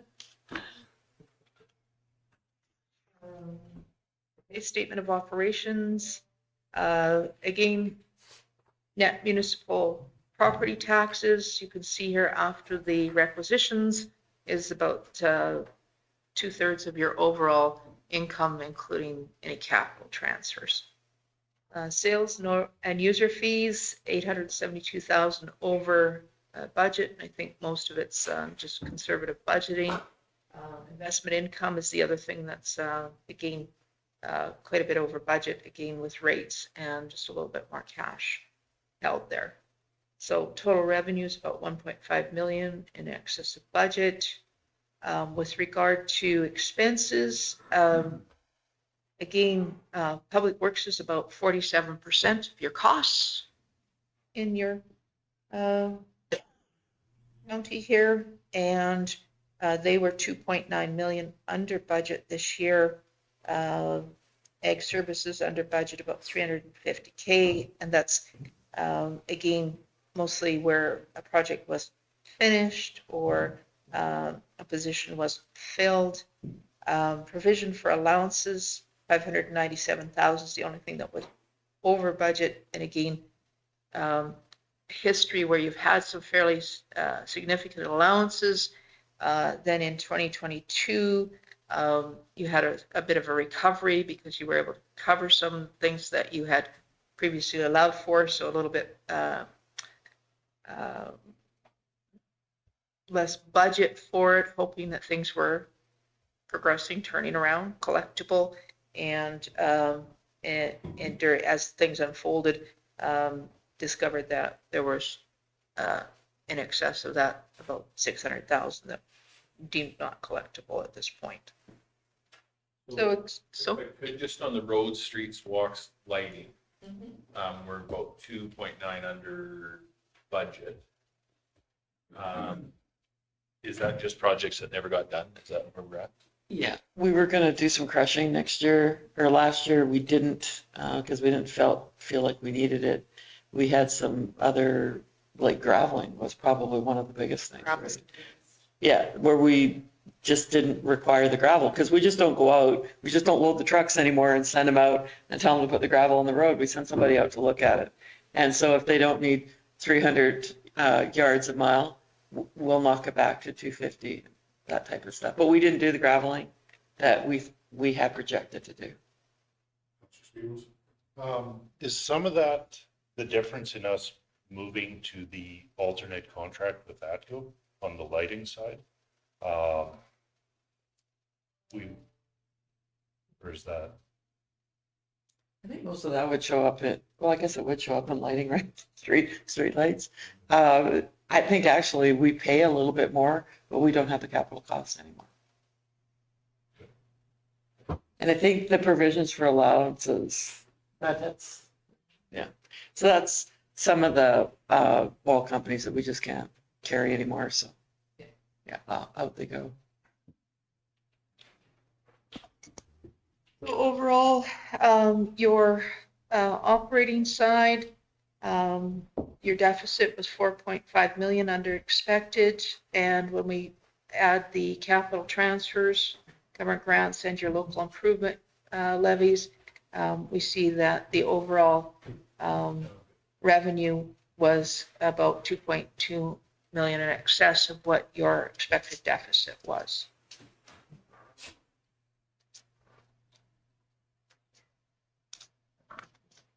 The next one I wanted to look at, there's some cash flow and so on, but on page 8 is your Schedule 1, change in accumulated surplus. And again, here we see where the effect of that asset retirement obligation for 2022 restatement and 23 opening balances of 890,000 for that obligation for those various buildings. And, you know, that's going to probably be an ongoing challenge where you take over a property and looking at whether there are some concerns in acquiring any properties. At what point, whose responsibility is it? So the excess of revenues over expenses, 1.3 million there. And you can see then the change, unrestricted surplus has gone up a net of 772,000. There was $1 million that was reserved for restricted surplus. And you can see then again, the equity in TCA falling by almost 500,000. And again, goes back to the comment about TCA rates and looking at that versus, you know, how fast. And it's just 1 year, but again, looking at whether your trend is are we replacing assets? So I got a question about that. So let's say we do have a brownfield out there that we know is fairly suspect. We don't have to take it back for taxes, do we? Can we just leave it in suspension forever? Well, that's what we try. We've got one right now, I think, on the books that we're, no, Sharon, let's keep rolling it. But eventually we probably will end up with it and have to do something. So is there grant funding to offset that liability? Because we're going to, I mean. Depends what it is, right? We quite jokingly kid about it, but I'm just thinking about a large site that may or may not be. We're putting solar panels on the one I think you're thinking about. I just wonder about these sites. Some of them were already previous owned by us, but I'm thinking about, you know, if you had and we don't, but a chemical factory or something that all of a sudden they walk away, go defunct, and then we would be held responsible. Yeah, I'm very happy that Kiera has a strong balance sheet because that could be a horrendous property to get back. Yeah. I mean, they're a good company and in all intents purposes doing the right thing. Yeah. So I'm happy with that, but I was just worried if they were not that, you know, if they were an alpha bow or something, we could be in real trouble, right? Well, the Orphan Well Fund is there to try and alleviate that problem, but sometimes they do, sometimes they don't. Would they take on a site like a? They really don't have a choice. I don't know about a plant site, but that's more well sites. Yeah. I wonder. Oh, but like Kiera, yeah, no, I don't know if they take over something like that, but they definitely are cleaning. I mean, Alpha Bow's got some well sites that are that haven't been just in the state they are right now, making their offer. They're not being really well looked after. I would argue that those are not our problem because those are not controlled by us. We don't set that. There's a lot of things that we don't control, but they're all in a big hurry. Depending on the situation, I'd be more concerned, like we have these dissolution talks and all that fear around that. What are we getting for liabilities from them that we would have no control over? That's the ones that I'd be more concerned about. There's not necessarily any direct grant funding for, you know, individual lots or buildings. But yeah, if you have a dissolution of a hamlet, I mean, a lot of these buildings that we have allowed for here are in hamlets where it was old buildings that were there and you've inherited the hamlet. Now you've inherited the liability on the building. So it's a good cautionary tale when you consider the council of 25 years from now and how the policy decisions, development decisions you make and the advocacy and arguments you have over dissolutions, how that's going to be impactful. And that, you know, when we advocate for strong reclamations on reclamation securities on renewable energy projects, that's to avoid, you know, a lot of these situations where a brownfield becomes our problem. Well, and I can't help but get back to some of our mining operations. that may or may not be, we are not taking liability on, but we're forcing that onto the government to take that liability. But we need to keep that strong advocacy going, proving the point of taking on some of these hamlets where we've taken up that liability. We just can't take, it's not our problem, not our fault, but we are, somebody mines out a quarter section and then walks away from it and the reclamation is on our backs. That could be very detrimental to a county like ours. Also, just to comment on disillusions, as we worry about the houses and stuff, but how many old fuel stations are there in those old villages? And the ground contamination too, like it could be a huge number. Asbestos in buildings, ground contamination, or even the infrastructure. So they dissolve and all of a sudden, hey, the lagoon doesn't pass. I mean, I don't even know what that cost would be. Is it 4? Is it 7? Is it 8? Is it 10 nowadays? And it gets worse the longer.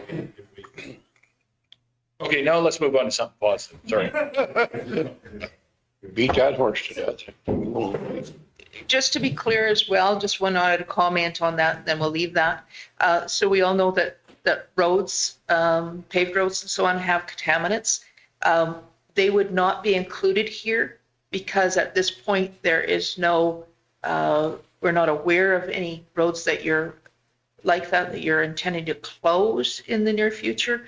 So if you were to do a road closure, at that point you would have to assess whether there's something on or in that road that would fall within this scope. And you would book it then. Clarify that as temporary or permanent?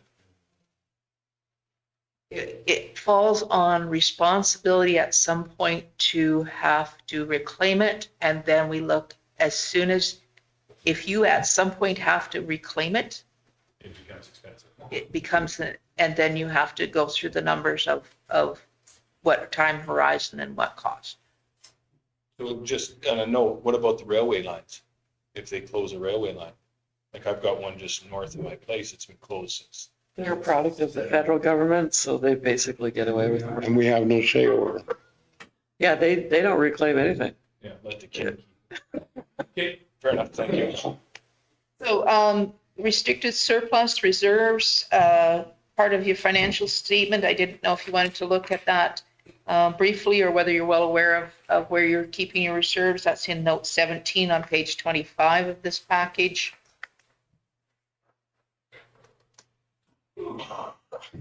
And then I wanted to spend just a couple minutes. I don't know if you had any comments on page. Just hold it. Buffalo Lake MR. Why is the increase of 43,000? You're recording, required to record interest on that. I was going to say it's all interest. Too bad. Try. Yeah. Next. Okay, Schedule 5, expenditures by object. It's the same expenditures that we looked at, but now they're by the type of expenditure. The only comment on this page is that wages are currently 36% of your total costs, and they were about $1.1 million under budget. And again, that's just where a position or a project wasn't filled during the year. On the next page is more detail with the segmented disclosure, page 13.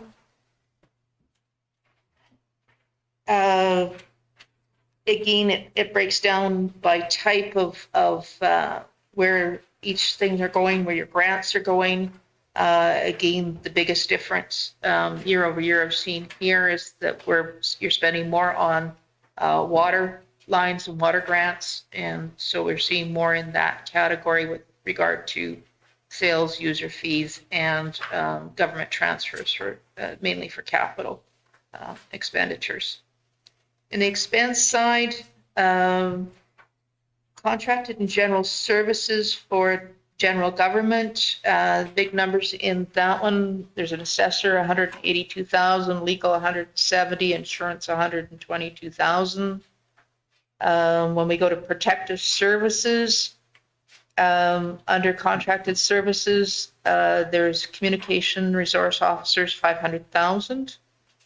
And when we drop down under protective services for materials, goods and supplies, about 86,000 of that is fire gear. Transportation services, out of the 725,000 for contracted services, 100,000 of it is insurance again. Under your materials, goods and supplies, fuel is 850,000. Gravel is another 500,000 and utilities 160,000. They're the big ones. So Peggy, if I can, so under protective services, under that or close to that, our portion of the school resource officer would be there, plus the requisition for policing, right? Yeah, that's the big one. Yeah. So that's a continuously going up now. When does that end? I mean, the increase. And? So they're continuing to, like, are we not getting to a stop point in 7 years or something? They told us what?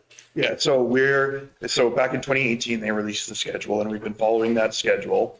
And I believe this year we hit the max of what that schedule showed. They are going, and that's repeated next year.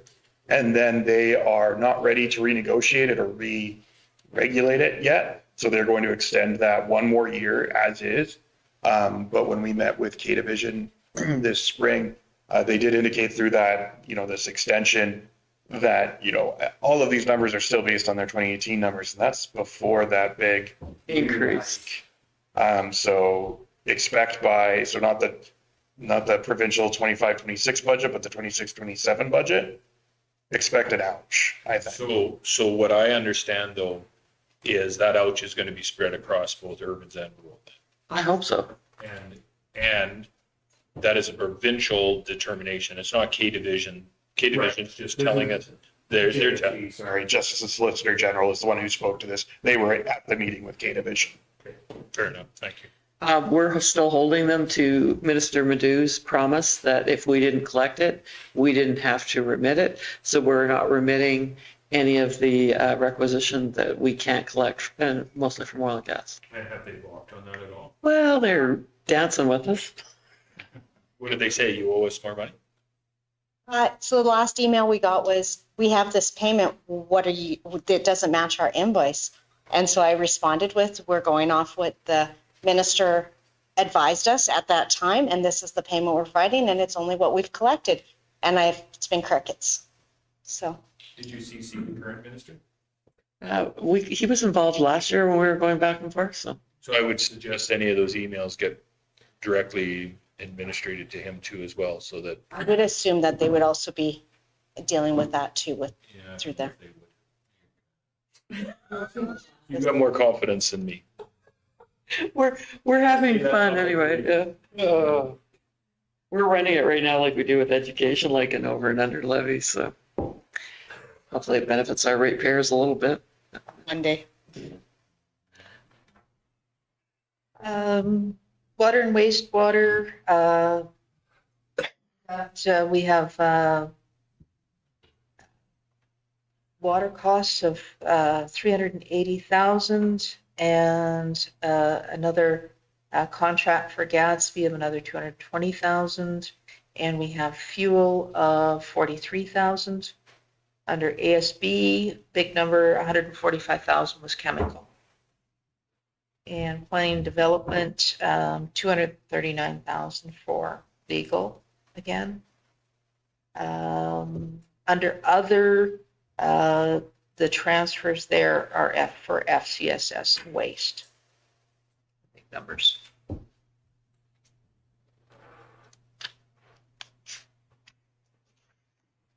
For notes, there's a big note about that ARO change. Probably the next note we kind of should look at, page 23, debt limits. Again, your debt limit is affected by both the debentures that you hold for these gravel properties and also for your debt guarantee on behalf of Shirley McClellan. So of your total debt limit of 29 million, which is a factor of your revenue. The total debt limit available to you still is 19.8 million.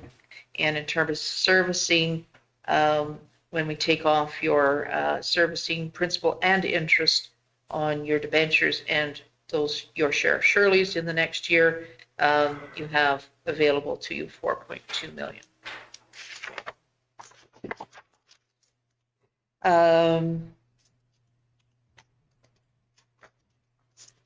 I don't know if there's any other notes other than the fact that contingencies, we just note that there is a defendant in a lawsuit. We don't know how that will settle. And on page 20, or note 22, commitments, we do know that there's some graders and some capital equipment on order committed to at the end of the year. Those are the comments I had. So that lawsuit, though, that's going to be insurance. Yes. Well, the one, What's that? the one, the big one, yeah. No, I mean, so why would that be put in our liabilities then if it's already been sent to the insurance company? Is there a chance that it could come back though? It wasn't sent to the insurance company till this year though, was it? No, it's been there since the beginning. Yeah. Oh, okay. There's always a chance that the insurance could refuse to pay. So at this point, we send a legal letter. They just tell us that they don't know what'll happen. And we say, then we don't have to book anything. We don't have to accrue a liability. And it's a note that results are unknown. Fair enough. Occasionally we'll have a matter where the lawyer will come back and say there'll likely be a certain amount. We have to accrue it then, but not this case. Fair enough.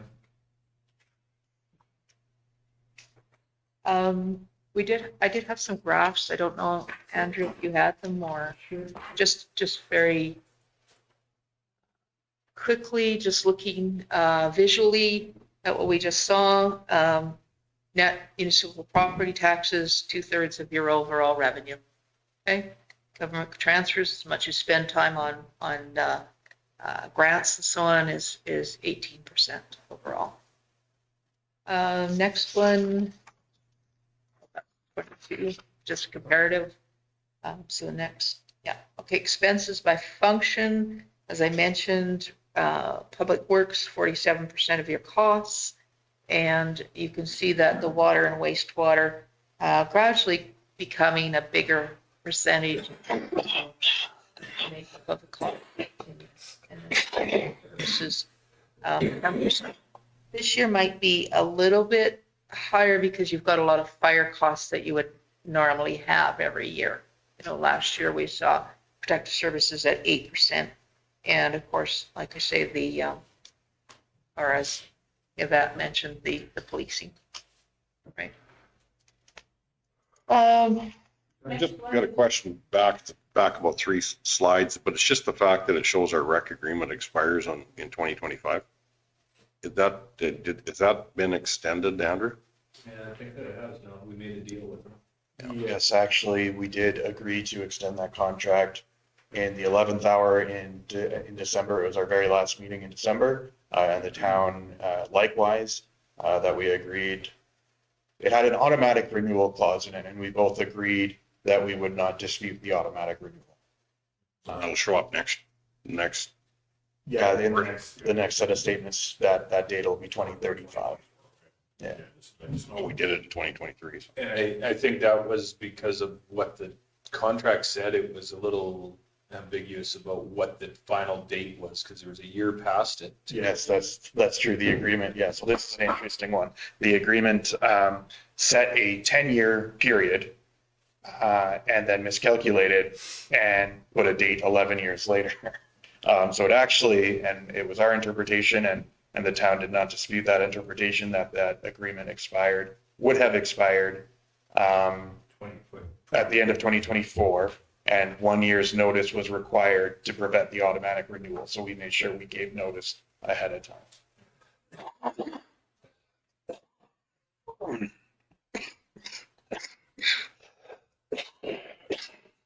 This, your expenses by the type of expense. So again, you can see that your salaries and wages, as I mentioned before there, taking up or comprising, I don't remember my percentage offhand, but a fairly substantial percentage of your overall costs. 36% of your costs. And with regard to materials and then contracted services from there. I'm just looking visually at the types of costs that you incur. The next one, accumulated surplus. Again, when we look at surplus, it's not that there's a whole bunch of money left there for your expenditure. It's all wrapped up in your roads and capital. And the next one then, next one is with regard to the taxes receivable. And again, just a very different graph there at the end because you wrote off so many of those old ones that you're just not going to get or really don't think you're going to. Whether you're going to pursue it legally if there's something there, but at some point there's. Can't sell a road that we don't own for the value that we've got it on the books then? The next one, the last one, then, when I was mentioning the amortized or the equity in TCA being most of your surplus, then within that equity in TCA, where are your commitments, where are your assets? And we can see very clearly that the road system, and again, I always relate back to the cost of a truck today at, anywhere from $60,000 to $100,000, and you can see the little wee bar at the end for trucks, and you have a few of them, but that's compared to your road infrastructure, your bridges. Okay, that's what I had with regard to financial information. More questions to?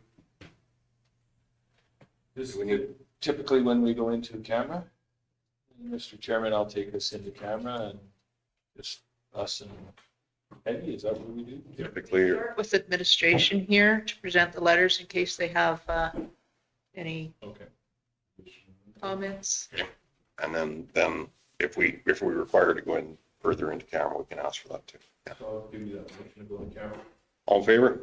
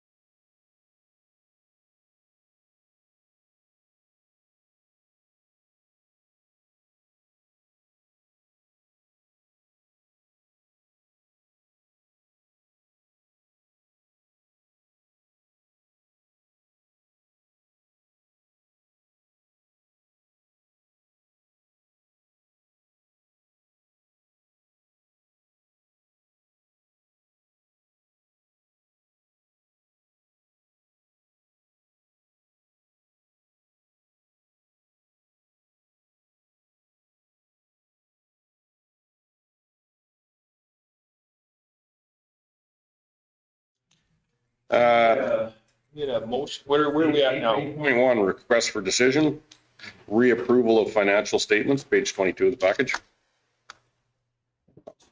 I'll give you that motion to approve the financial statements as presented. Questions, concerns? Call the question. All in favor? That's carried. And request for decision, reappointment of 2024 auditor, page 23 of the package. Councillor Gender? You're, Reappointment. okay, of Gitzel and Company. Okay. Any questions, concerns? Call the question. All in favor? And we will recess now for lunch and to sign the documents.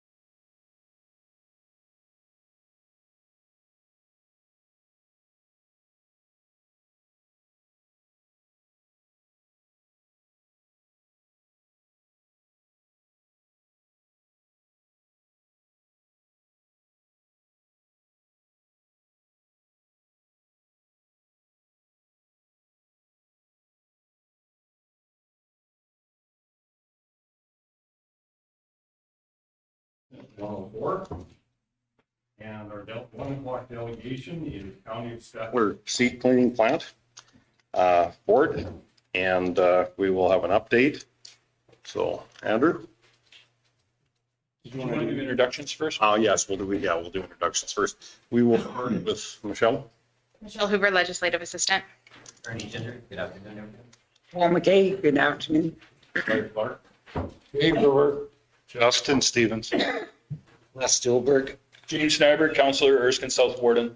Gullich, Director of Operations. Andrew Brishik, Director of Municipal Services. Krista. Krista Cornelson, Director of Corporate Services. Leah Shane, farmer and board member of the CPLAN. Justin Houston, Chair, CPLAN. Thank you. Do you have a bit of a Yeah, I can provide the information that that we have on our history and our relationship with the seed plant. So the seed plant, our relationship with them started as early as 1960 when the land was purchased and the plant started construction for about $52,000. At the time, its ownership was 1/3, 1/3, 1/3, being the province, us, and the shareholders of the plant. In 1960, we authorized, it was about a $17,000 capital construction grant at the time. So around the same time, we entered into agreement to basically have a lasting relationship, and as well the under the Ag Services legislation through the Weed Control Act and the Weed Control Regulation, we are responsible for conducting inspections on seed cleaning facilities. I've got a bunch of regulations on it, under there, and our ASB foreman is the enforcer of that, I suppose is the word I would use. So back in 2012, I think it was, we got confirmation that the provincial government was no longer involved in any of the financial liabilities of the seed plant, so they didn't have any outstanding obligations back to the province. And the amounts that we had given was given as a capital grant. So again, there was no debt repayable at that point. And we've made contributions over the last, well, almost 20 years that we could quickly find of, between, 5,000 to 3,000 a year, or 3,000 to 5,000 a year, with some capital investment in some of their recent capital when they did the color sorter. So, yeah, I think that pretty well covers the benign background stuff. And we will. Mr. Chair, do you want to go into camera at this point and then? Yes, I think maybe we should to go through the history and where we're at based on point for privacy Some of that information. So if I could, I'll take us into camera. Okay. Question, all in favor? Carried. So if we can call.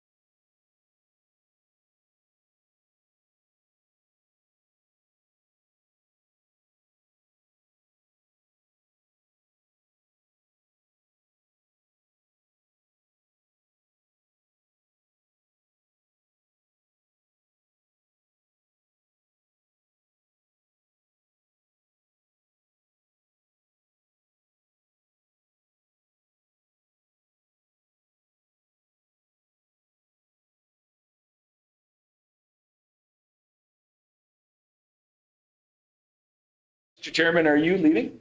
Yeah, I think I better. Not that I want to kick you out, but I'll pass the chair to you. thank you. All right, would you do me one favor before you? Thanks for coming, guys. Thanks again. Where are we leaving off at? Hey, we are on to Landfill value. request for decision land sale.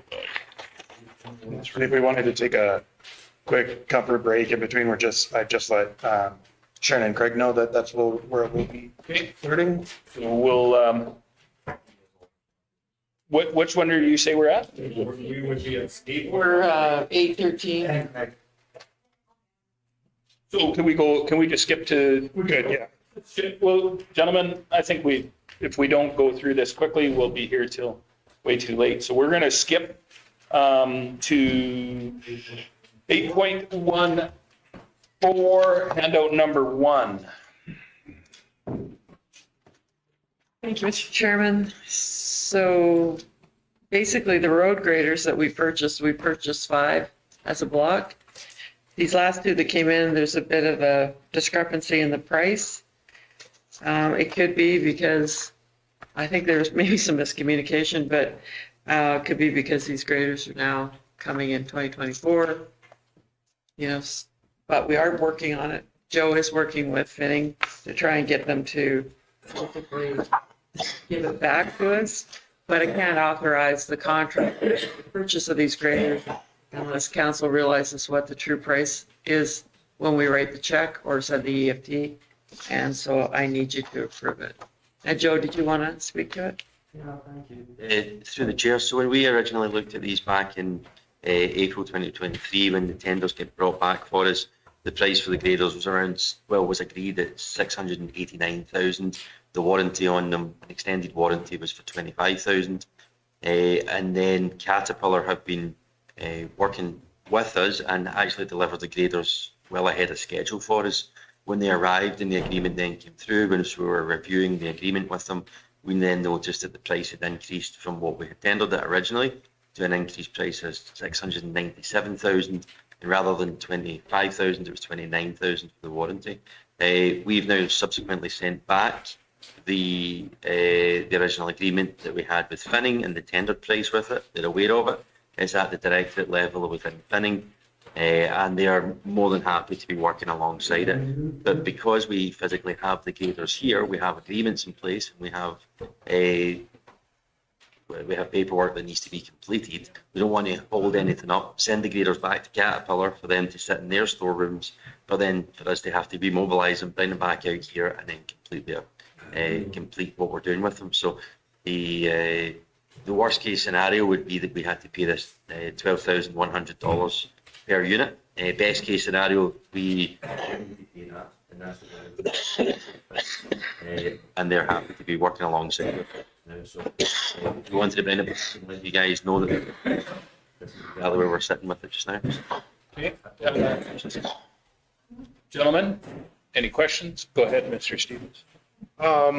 Did Cat give us any indication as to what the cost difference was for? Did they give an indication? So when we spoke to them originally on it, they said that in between negotiating the original price and us tendering it out to them and then us awarding it, there was some price differences on that. I mean, we're not really accepting of that. We've got one document that says one thing, they've got another document that says another just now, and they're willing to work alongside us. So I'm not massively concerned to where we're at with it just now. If it was $150,000, I'd be turning them around and sending them back. But for what we've got with the units just now, the amount seems fairly small, and I think it's probably in the small print that we'll need to just go back to. Like I said, we bought it before we've actually signed it, so therefore Caterpillar are very aware that they're going to be working with us on it.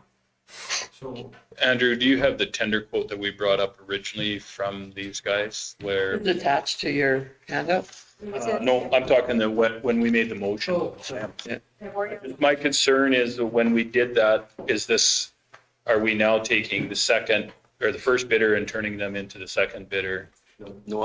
Sorry, through the chair, no other bidders, because it was done directly through Canoe, we would allow to do this. Okay. Even if so it doesn't change the bid process. Any of the bid process. And even if we were to go through, Krista and I were looking at this as well, even if we go through that, the document the Caterpillar have sent through just now, I don't know if we can go back up to the one that was 700 and something. Even if you do the math on that billing, there's an inconsistency in that billing as well, to our favour, but there's an inconsistency in that billing. So we're working our way through it. It's we feel slightly embarrassed at our side, and we want to make sure that we're still working with Finning. Finning actually just phoned me just before this meeting, so I'm hoping that that's their response to this. And we're really happy with working with Finning alongside it, and we will continue to work alongside them with it. Okay, gentlemen, what's your flavor? Mr. Gender? On the second page, like you've got a cost of 689,000. Is that with GST on there? No, and that's before warrant. And that isn't with GST, and it's also before warranty. That was one of the originals. So originally, Caterpillar came back and said the 160 graders were going to be quoted at 689, and the warranty was going to be 25 grand. Then when the bill came back in for it, the bill is now 697,000 and 29,000 for warranty. So we have the flexibility to modify the warranty and flexibility to work with them on it. But unfortunately, the graders have been delivered just now. But to complete the process and show our willingness to work with Caterpillar, it would be an extra $12,000, just over $12,000 each.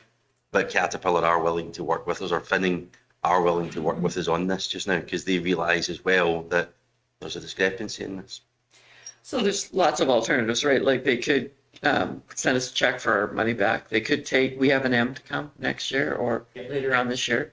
They could take that money off of that purchase or whatever we could negotiate. I think there's ways to work on it, but the 160s are here. We need them. Mr. Grover? Yeah. But we did let them have that 140M that was in Big Valley early, right, Joe? Before they delivered anything? Do we not get no credit for that? They brought out another wreck for us to run while we're waiting on the new ones. Remember, I know they've worked with us and they've brought out other machines for us to use in warranties recently. They have worked with us really well recently with some of our machines. I don't remember the one. I don't remember. Traded these anything in for these? No, it's the John Deere's that we were trading out. Yeah. Okay, Mr. Stolberg? I just want to know what we got for that 14M. The 14M is still in our fleet currently. We still have a 14M. Our 14H is still in our fleet right now. The 14M that was down in Big Valley, I believe is still part of our fleet just now, unless we sold that. We can research that for you, Councillor Grover, and bring it back to the May meeting, but we don't have that at our fingertips. So they put the price up after we had the invoice in there, told them we wanted it, and then they put the price up. Is that right? That's kind of what we're looking at, Yeah. but there's some changes on the invoice is changing. It sounds like they're dealing with it. Worst case scenario, it's going to be $12,000 more, but per grader. Those two. So a total of 25,000. If there was a wreck in the invoice, I think they should pay half, but Well, that's what we're negotiating. We're trying to work with it, but I either send the graders back or I get authorization from council to sign the contract and I keep the graders. Okay, Mr. Stolberg, we have one. I'm going to make the motion that we approve recommendation 1 to approve the additional funding for the 2 graders at $12,100 each. Mr. Gender, you had a comment. I look at it also as saying, this used equipment that we've got, is it going up about the same percentage too? So it could be a wash in either way. Fair enough. Mr. Stevens? I'm gonna have to plug my nose on this one. I don't think we have much of a choice. We need the equipment. We've talked about how long it takes to get this. But I'm not thrilled. I'm a little bit old school. Once a deal is made, it's done. I strongly encourage staff to negotiate with them and suggest, if they need to, that there is alternate manufacturers moving forward. Like, I think we have enough pull with Finning that this will be made right. Mr. McKay, do you want to get in on this? Because you're the only one out right now. Go ahead, Mr. Grover. I think as long as we leave it open that you guys can negotiate maybe half that back out, that'd be fine with me. If you can't buy them, Am I happy with Vinnie? Absolutely not. Are they going to hear from us? Yes, they are. Am I open to the next big purchase of graders, all being John Deere's? You bet. The other person that needs to be brought into this I'll is help you load them and I'll borrow a truck to haul them away. Thank the you. other people that have to be brought into this is Canoe, because this is our first initial bid with Canoe. And yeah. So. Go ahead, Mr. McKay. I knew you wanted to be in on it. Don't we have 3 more coming? One more. We've already got 2.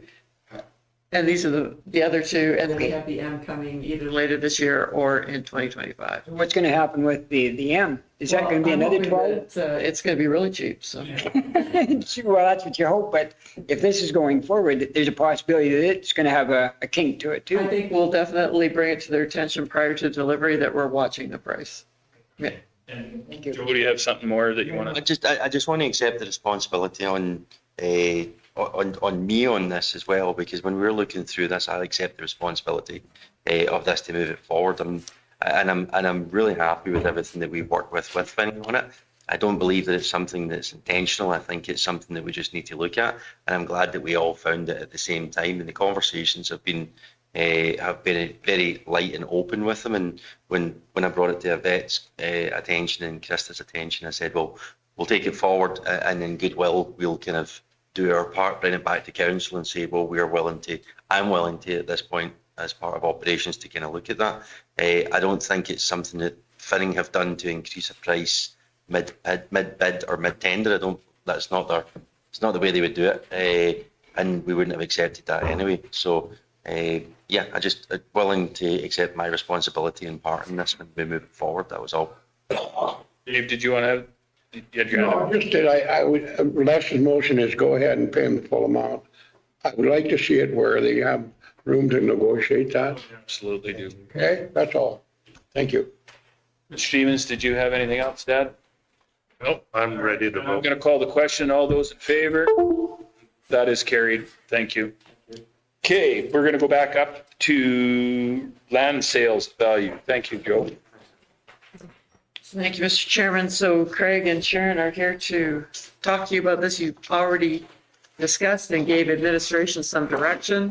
So because Craig is in kind of a hurry for this because he's got some planning and development things around that revolve around this, we wanted to get it back to you as soon as possible. And it's in your additions package, number 6, page 6 of your additions package, so everybody knows where we're at. Okay. Go ahead, Mr. Teal. Thank you, Mr. Chair. That's right, not Mr. Team and not either. So just a little bit of background about this decision you're about to make. This is about the value that we use for subdivision applications, where we choose not to take land as municipal reserve dedication, which we have a tendency to use money in lieu, especially for our second, third, fourth parcel outs across the expanse of the county. To date, we've been using a value of $1,250 per acre for that calculation. And when the subdivision authority has to make a decision, we have to get information in upfront before we accept an application for this process to work. And there's one of two things has to happen. Either the applicant has to agree with us on the use of a value, which is the value we're about to talk about. That's one option. Or the applicant has the option of saying, I disagree with your value. I want to go get my own independent market appraisal. And then that would be available for the subdivision authority to look at and make a decision. More often than not, depending on what the value is, people usually do agree. So when Yvette mentions that, the COO mentions that we have, there's always a timing issue on this. We have some subdivision applications that are already in progress. I think we have one that may be using the old value, but anything new from council's decision today onwards that's starting will be subject to whatever decision you make today.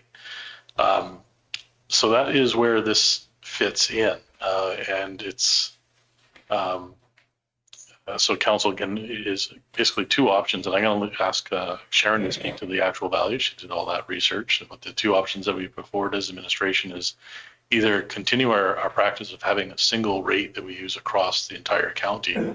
I do point out Right now, there's nothing in our policy that stipulates between the acreages that are coming out of the agricultural lands versus, say, a new industrial park or a new commercial or the splitting of an industrial commercial parcel. So we've added to both recommendations that those ones would be dealt with on a case-by-case basis. Most likely the market value appraisal, or we fill up the assessed land values and look at the value of the land, discuss with the applicant and see if we have an agreement. But it's likely for industrial setting kind of much higher than the values that you're seeing in your two options. So that's one option. The second option is for the non-residential or for the residential parcels coming out of the ag hold or for the agricultural holdings, is to use a variable rate based on each of the wards throughout the county, which is still a manageable system for the staff. It means we have 7 different numbers to remember and apply, but we also already track which ward we're in when we're looking at subdivision applications. So it's not that big of a leap. And then the second part of that second option is the same idea that when we're dealing with a commercial or industrial parcel, we wouldn't use the agricultural land value. We would use a different method. Again, either the market appraisal or look at our own existing assessment records for that particular parcel and see what makes sense and see if the applicant agrees with that. With that, Mr. Chair, I'll throw it over to Sharon to talk a little bit of background about the values that you're seeing. As we discussed in the committee of whole, I brought forward, I've used 3 years of sales throughout all the county. I did per township. And then the values that you have in option 2 there are averaged per electoral boundary. And the other one is an average throughout the whole county. Mr. Stevens. Upon reading this, I'm kind of hoping to go with an option 3. I like the idea of a flat, no matter which ward. A, because I think it's easier for staff to manage. B, if we go to update this, it's easier to update and a little less cumbersome. And I generally try and take the notion anytime we're billing developers or our ratepayers, I like to be on the err on the side of caution. I don't want to overbill. And the risk here is they can always, I don't think appeal is the right term, but they can argue that we're overcharging and it further delays the process, creates more work for staff. So I'd prefer to err on the side of caution. I like option 1, but if we set the value, I think the lowest per ward was 24.28 per acre. If we set that as our kind of flat statement, I think, yeah, we may be slightly undercharging on the aggregate, but it's a huge step in the right direction. Like, this is nearly double what we were charging. And I think it gives us some safe cover that we're not overbilling new subdivisions or developers. Anybody else? Any questions, comments? Mr. Gender? What I look at number 2 is, okay, between, say, like the Stettler ward and say like Botha, Gadsby, and then also Denelda, they're sitting at 2/3. So it's and you could be directly across the road at 100 feet away. So there's quite a discrepancy in there. So like, it's something that, I'd have to agree with Justin that I'd like to see, say, again. Well, and I see the same thing, because I just look at Erskine South and 2930, and then you go across 590 and you go to Dave's area, and it would be 24 for $500 per acre just across 590. I mean, 590 is a decent road, but I don't think it gets graded enough. For $500, it doesn't make that much money to go up on the north side, just saying. 94. We're not grading 590. Yeah, right, sorry. New pavement. And if we try and get too detailed about this, sometimes we don't realize what we're doing. Take Ernie's ward. If you're subdividing within a mile of town, that price is huge. You get to the outer boundary and it's a 10, 12-minute drive to town. That cost is way down. I mean, my ward, you're adjacent to the lake, that land, you take the average for my ward, this doesn't even come close. Whereas if you get out by Nevis, well, this is in apples to oranges. So that's why I. Not selling Nevis. Here we go. My own, I'm burning myself. Go ahead, Ernie. This is for lots of. Ernie's up. Ernie's up. And in Ernie is up. Mr. Grover. Mr. Grover.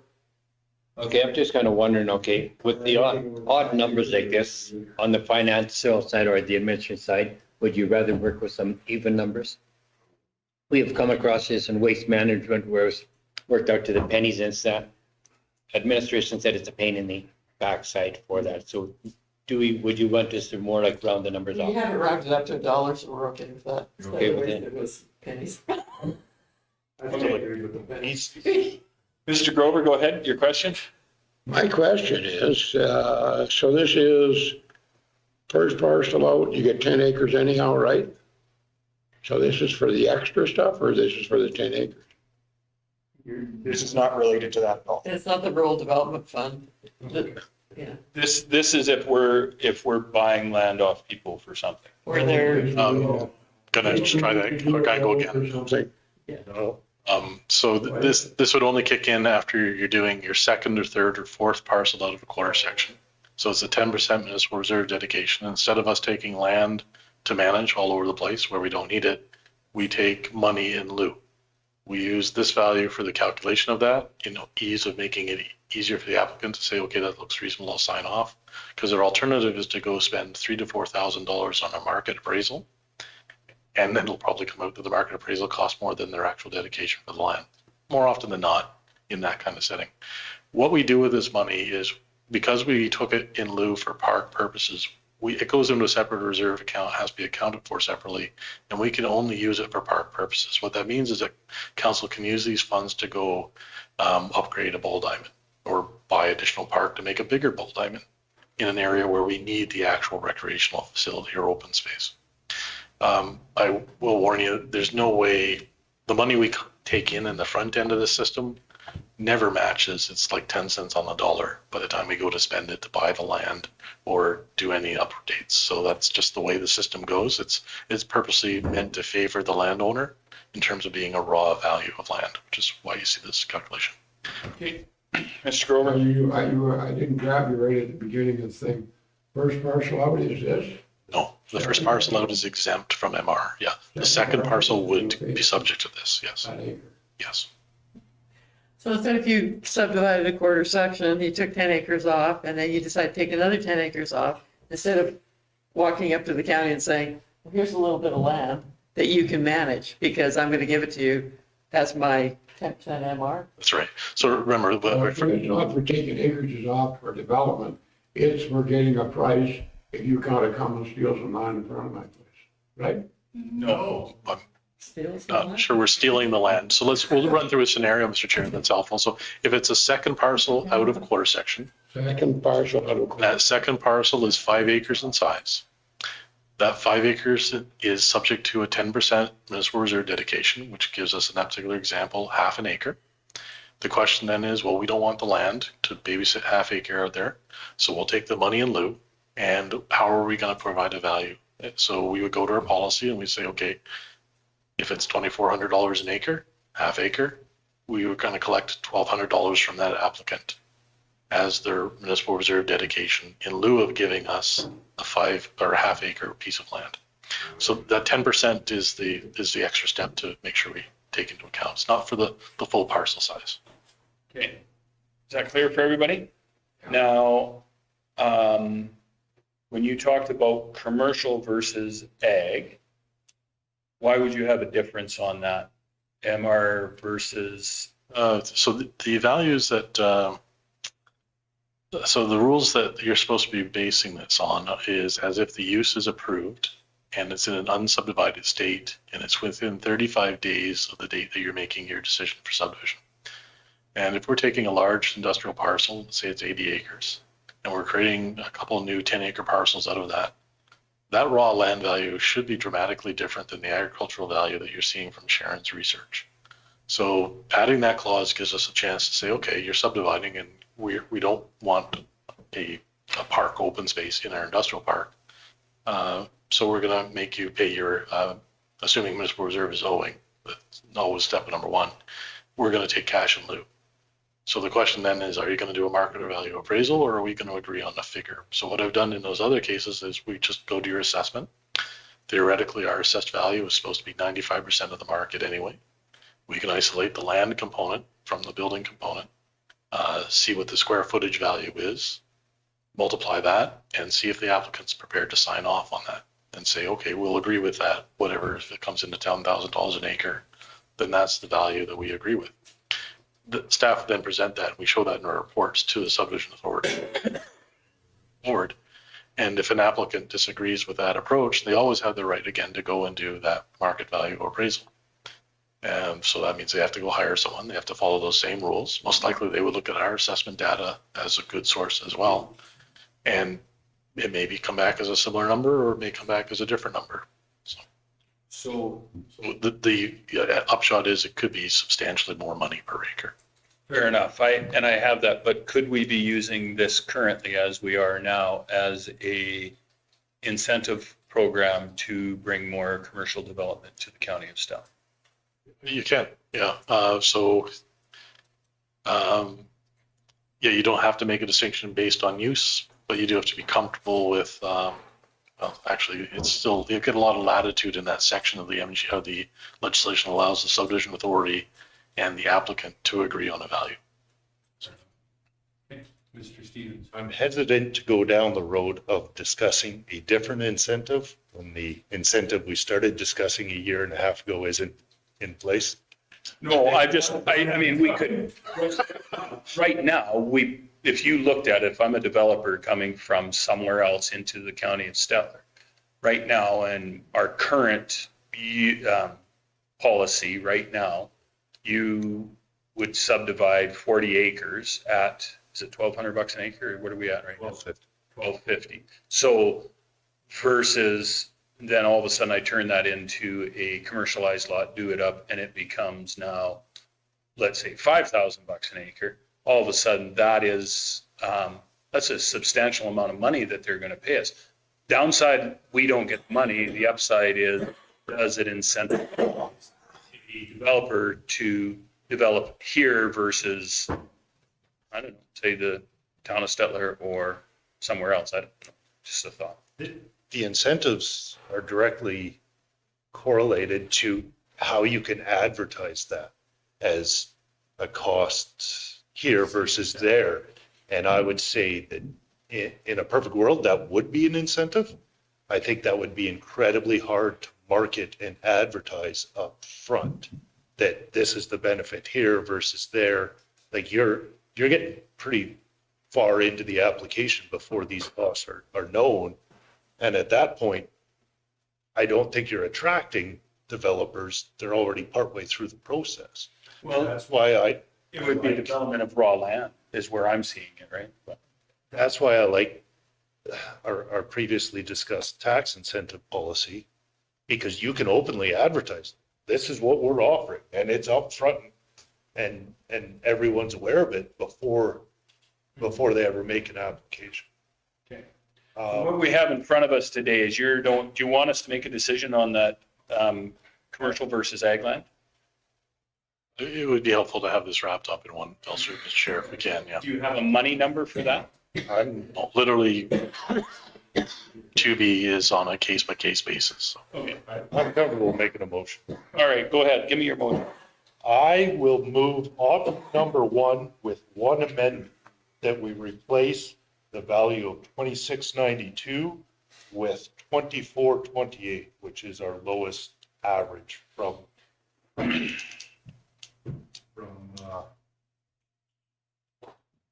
the numbers that Sharon came up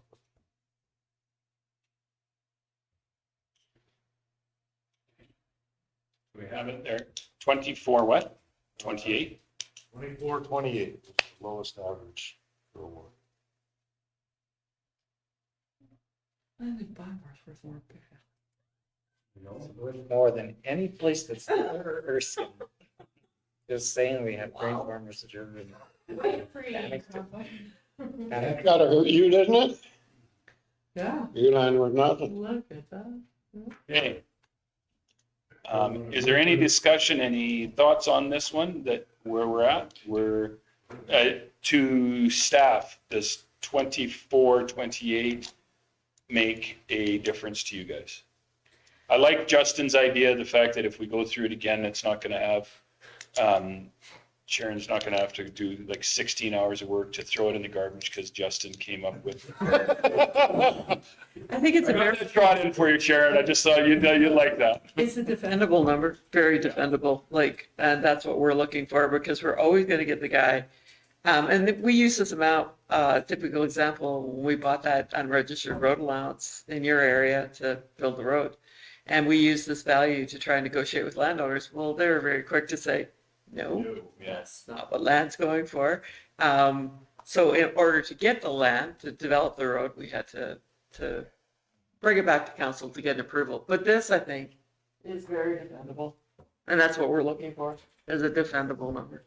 Yeah. Okay. For the record, part B of this option does leave the allowance for the incentive that you want, because we can determine that after.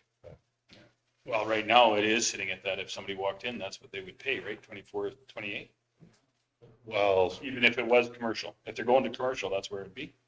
No, I would probably look at what's the designation of the subdivision I'm working with, and if it's an industrial. Case by case basis. Bear in mind, I'd also look at whether or not MR is eligible and we can legally require it. So don't forget that step. And then if the answer to that is yes, there's a question of, okay, what value is the subdivision of Port Authority wishing to agree to with the applicant? Your planning guy's got way too many. Okay. This is way too smart. Okay, so here we go. So we have a motion on the table, gentlemen. 24, 28 is the amount. Created a lands having agricultural designation under the land use bylaw, and the use of value determined in case by case basis for subdivision applications, two parcels. There you go. Everybody understands what we're making the motion onward? Okay, all those in favor? And opposed? Mr. Grover is opposed. Okay, now, moving on. Thank you, Sharon and Craig, very much. And thank you, Sharon, for all that extra work. It was interesting data. It was very good. Thank you. You did technically use it. You used the lowest one. We utilized it. I don't necessarily, information is good. Okay, 815 herbicide purchase, handout number 2. Who's taking this one? Where is he? I suppose I'll jump on it. Oh, the herbicide? Person, so yeah. Yeah, I'll jump on this one because it's a pretty standard approval. So if I may, Mr. Chair, we purchase, there's certain types of herbicide that are exclusive to certain suppliers throughout Alberta. It's fairly common, and this is our industrial side of things.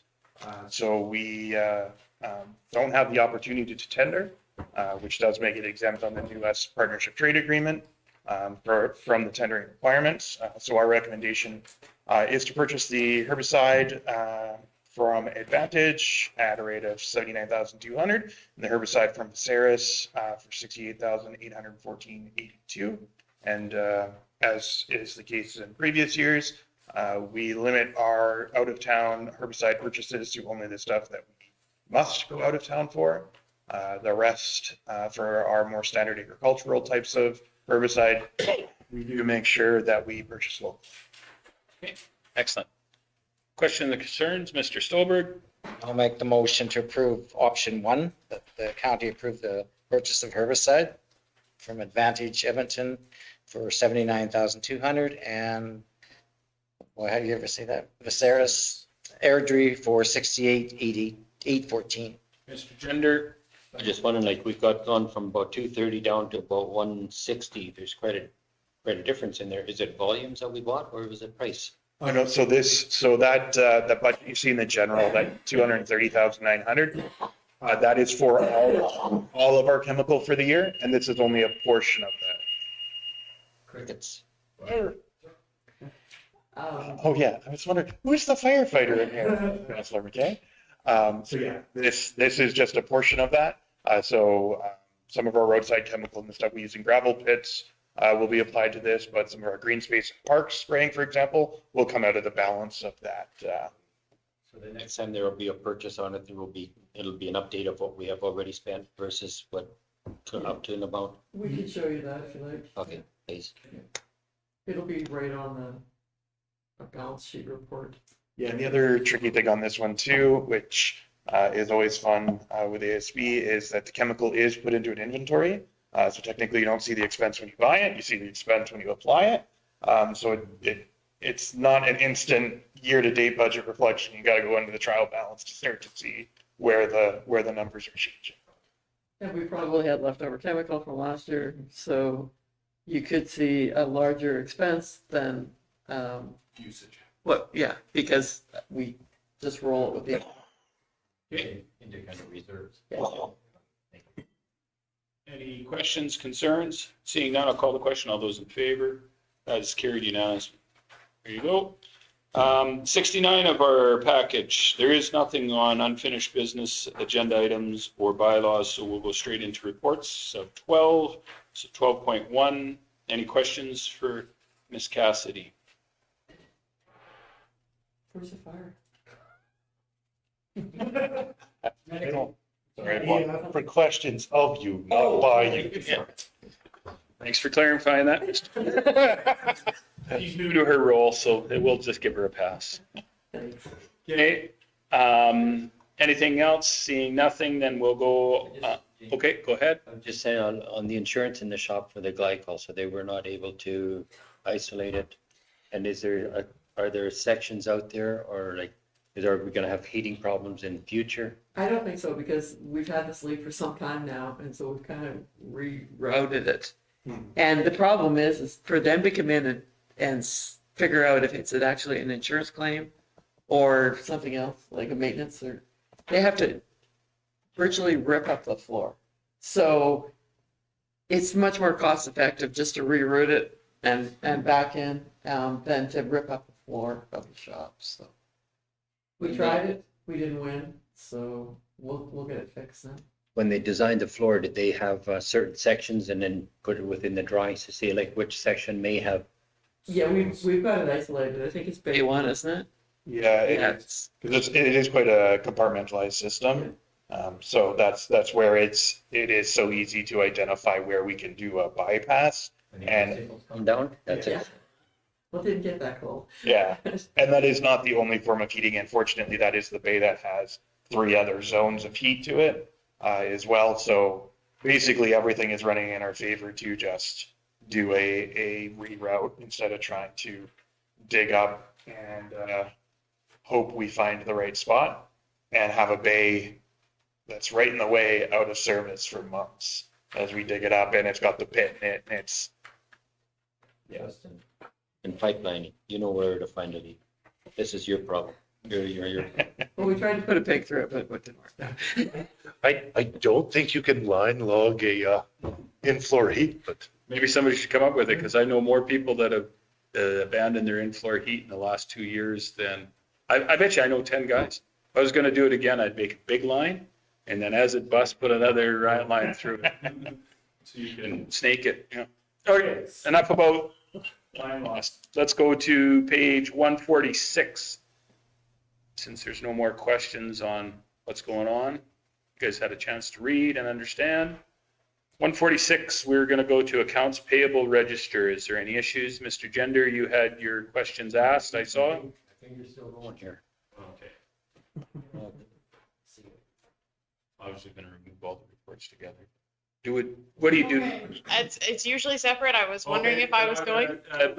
Chief Administrator's report. We'll move this. Receive for information. All those in favor? I've just got one question on page No, 140. we're on CAO's report. Well, we just finished. Backed up. We're going back to CAOs. Oh, so you're in favor of receiving it for information? Okay, on 143, like I'm just looking at the crap that our Suburban has to go through. It's kind of letting us know on how much maintenance had been done really on our previous equipment. Okay. No, well taken. Number 229. Page 43, everybody's noticed. I think this was the one where we had offer to assist with the repairs? Yes. So we will be working through that and you'll see some cost sharing. Thank you. Okay, so now I'm going to ask to clarify Mr. Stevens' motion. Everybody's in favor of receiving it there you go. All in favor? That is carried. Michelle, you have that now. Okay. Financials, page 146. Mr. Gender, you had your questions answered again. They did, but I'm just kind of wondering on, okay, that gravel pit, is this the final year or do they? No, last year was the final year for the one that we've been paying on for, 25 years? That was it. This is the, basically Clement pit that we probably mined and put into service 10 years ago. We do have a stockpiling permit on it, but we have it cleaned up and we are waiting to reclaim, but we're close and we're well within our terms of the agreement, and this is the second one, so, yeah. Thank you. Okay. Very clear. So accounts payable registration, does anybody have any other questions from page 146 to 152? Might help. I'll give you a motion to approve them. Okay. All those in favor? That's carried. 1223 year-to-date budget, February 29th, 24, 154 of your package, gentlemen. Any questions, concerns? Look through them all the way up to page 166. Looks like we're doing good. We still have money in the bank, so we're okay. It's only up to the end of February. We'll move that we receive for information. Any questions, concerns? Seeing none, all those in favor? That's carried. Thank you, gentlemen. Councilor committee reports. Reeve Clark, can you explain the Central Alberta Rural Municipalities Directors Committee? Oh, fee sheets, sorry. Thank you. 167. Yes, that's. To be approved. They have to be approved too. Because they're just reviewed by a vet now, right? Mine wasn't. Oh, yeah. Usually was mine. I didn't sign yours? There's just, I noticed one thing on the Clearview meeting. Paul and I had charged a half day and David charged a full day.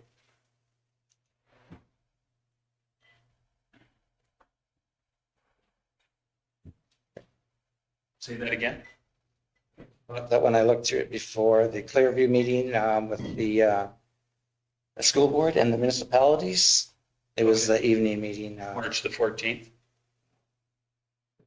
Paul had put down a half day and I put down a half day.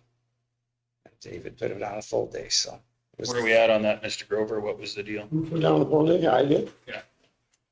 What should be out? Okay, so. Oh, can I straighten it out next? Yep, we can straighten that out in April's fee sheets. Anybody else? Just a note, I'd sent in mine a bit, but you'd taken 3 days off my April one and added them in. We just thought it was overly big and we tried to get it all onto one. I know, I normally just I just start my. Oh, sorry, okay. And I missed my FCSS one, but I'll put it on the next one. I'm gonna say Yvette had me spend like an hour trying to fit all that on one page. I'm sorry because I do that. I apologize. I just start adding the next month's. Well, it was just full and and usually when they're full like that, we flip over to the next page, but sorry. Fair enough. Go ahead, Mr. Gender. On my own, I had put down on May the 4th or March 14th community awards. I guess I don't believe any of us charge for any of those community awards, is it?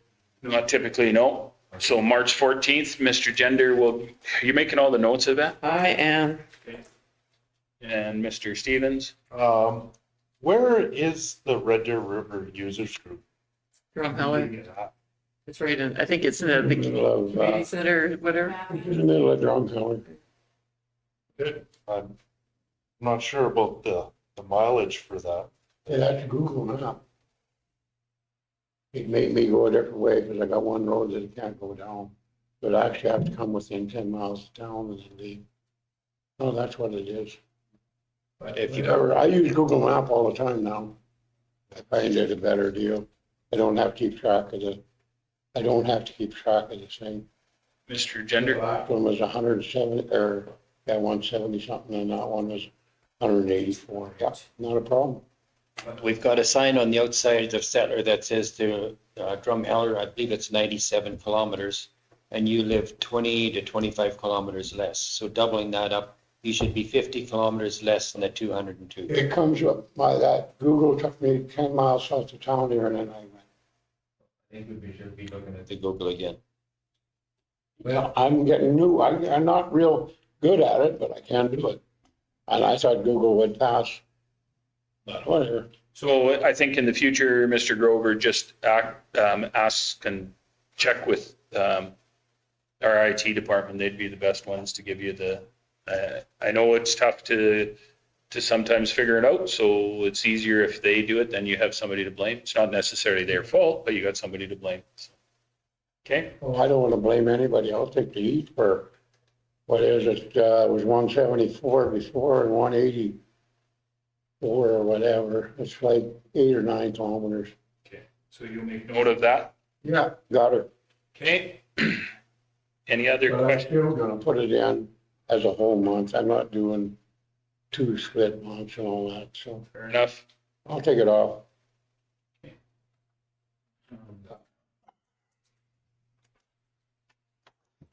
Mr. Stevens? If there's nothing else, I will, Mr. Gender? James, on yours, I've got just a little note here, March 7th and 15th. I'm just kind of wondering what the heck you've got. What it, March 7th and 15th? March 7th, we had the budget tour with Mr. Horner. I guess there's no, you don't have anything on the LPRT hearing for the second day. I was zooming it in and I was in and out, so I didn't charge for it. I just, I tried my best. I started in the morning listening to a certain lawyer and it made me tired, so I went to the tour with Mr. Horner. Then I listened to him again at the end. It was very painful. My ears were hurting, but that's okay. When there's FCSS right at the very bottom, March 25th, wasn't it the 15th? Yeah, no, I wasn't done yet and they took it from me. Oh, That was me, sorry. I'm making it up next month. it'll be on next month. Yeah. And then I had the partial on the 13th. I phoned in for, on my way back from ASHA convention for the partial zoom in and the public hearing. just the public hearing, make sure that I was part of it. Okay. Are we got everybody beat up enough? I think pretty well. Okay. This one or less? Because they're, We're bookkeepers. We'll put their names down for next time. Larry wasn't here to defend himself. exactly. Okay. With the amendments, I will move the fee sheet. Thank you. Any questions, concerns? Seeing none, all those in favor, that is carried. Thank you, gentlemen. This is our way to take care of ourselves, so it's good. So. Okay, I was going to give Larry a hard time, but now it just seems like a moot point. Okay, everybody sees your reports. Is there anything that anybody has any questions therefore thereof?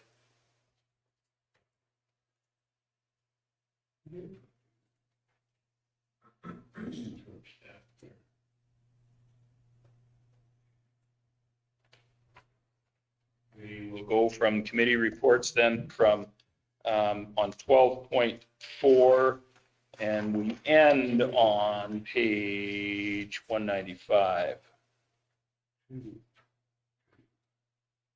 Any questions? Anybody want to bring anything up?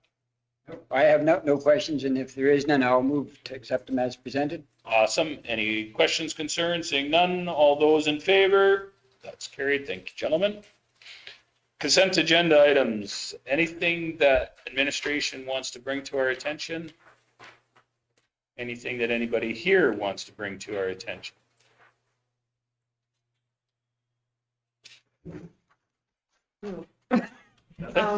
The perk is back on for 2 more years, which the county of Stettler played a key. We were very key in getting that incentive in. So that's nice to see that it's back up for another couple of years. And the rest of them, the assessment model review we discussed last time. So we'll see where that leads us. I see that goes to 205, and then we also have additions on of the additions package 8 and 12, so a couple other ones to the additions. Just a quick comment. I can't help but notice that we hold community service awards to celebrate volunteers. We're supposed to be thanking them, and yet we still get thank you cards. It's the typical, right? So I guess it's pretty telling that that's the volunteers that we have in our. Not that one, Andrew, the next one, that one. There you go. Well, we are Canadian. Okay, gonna get a motion, Mr. McKay. Do so. All the consent agenda items, all those in favor? That is carried. It says you looked at them. Okay, we did the in-camera for seed cleaning plant. Let's go back into camera to talk about physician recruitment and retention. Mr. Stevens, all those in favor? There you go.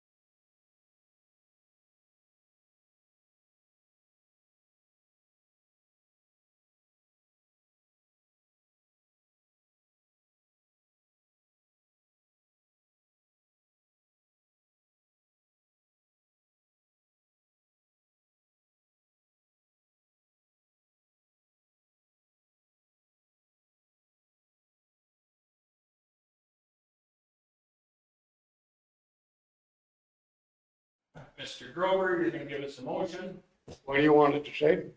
that we're leaving here. Oh, that we're leaving here? Yeah, Oh, we're gonna adjourn the meeting. we're not going to. No, we're not. We're gonna talk to Larry and then we'll deal with this later. Okay. It's not an emergent issue. Adjournment? All those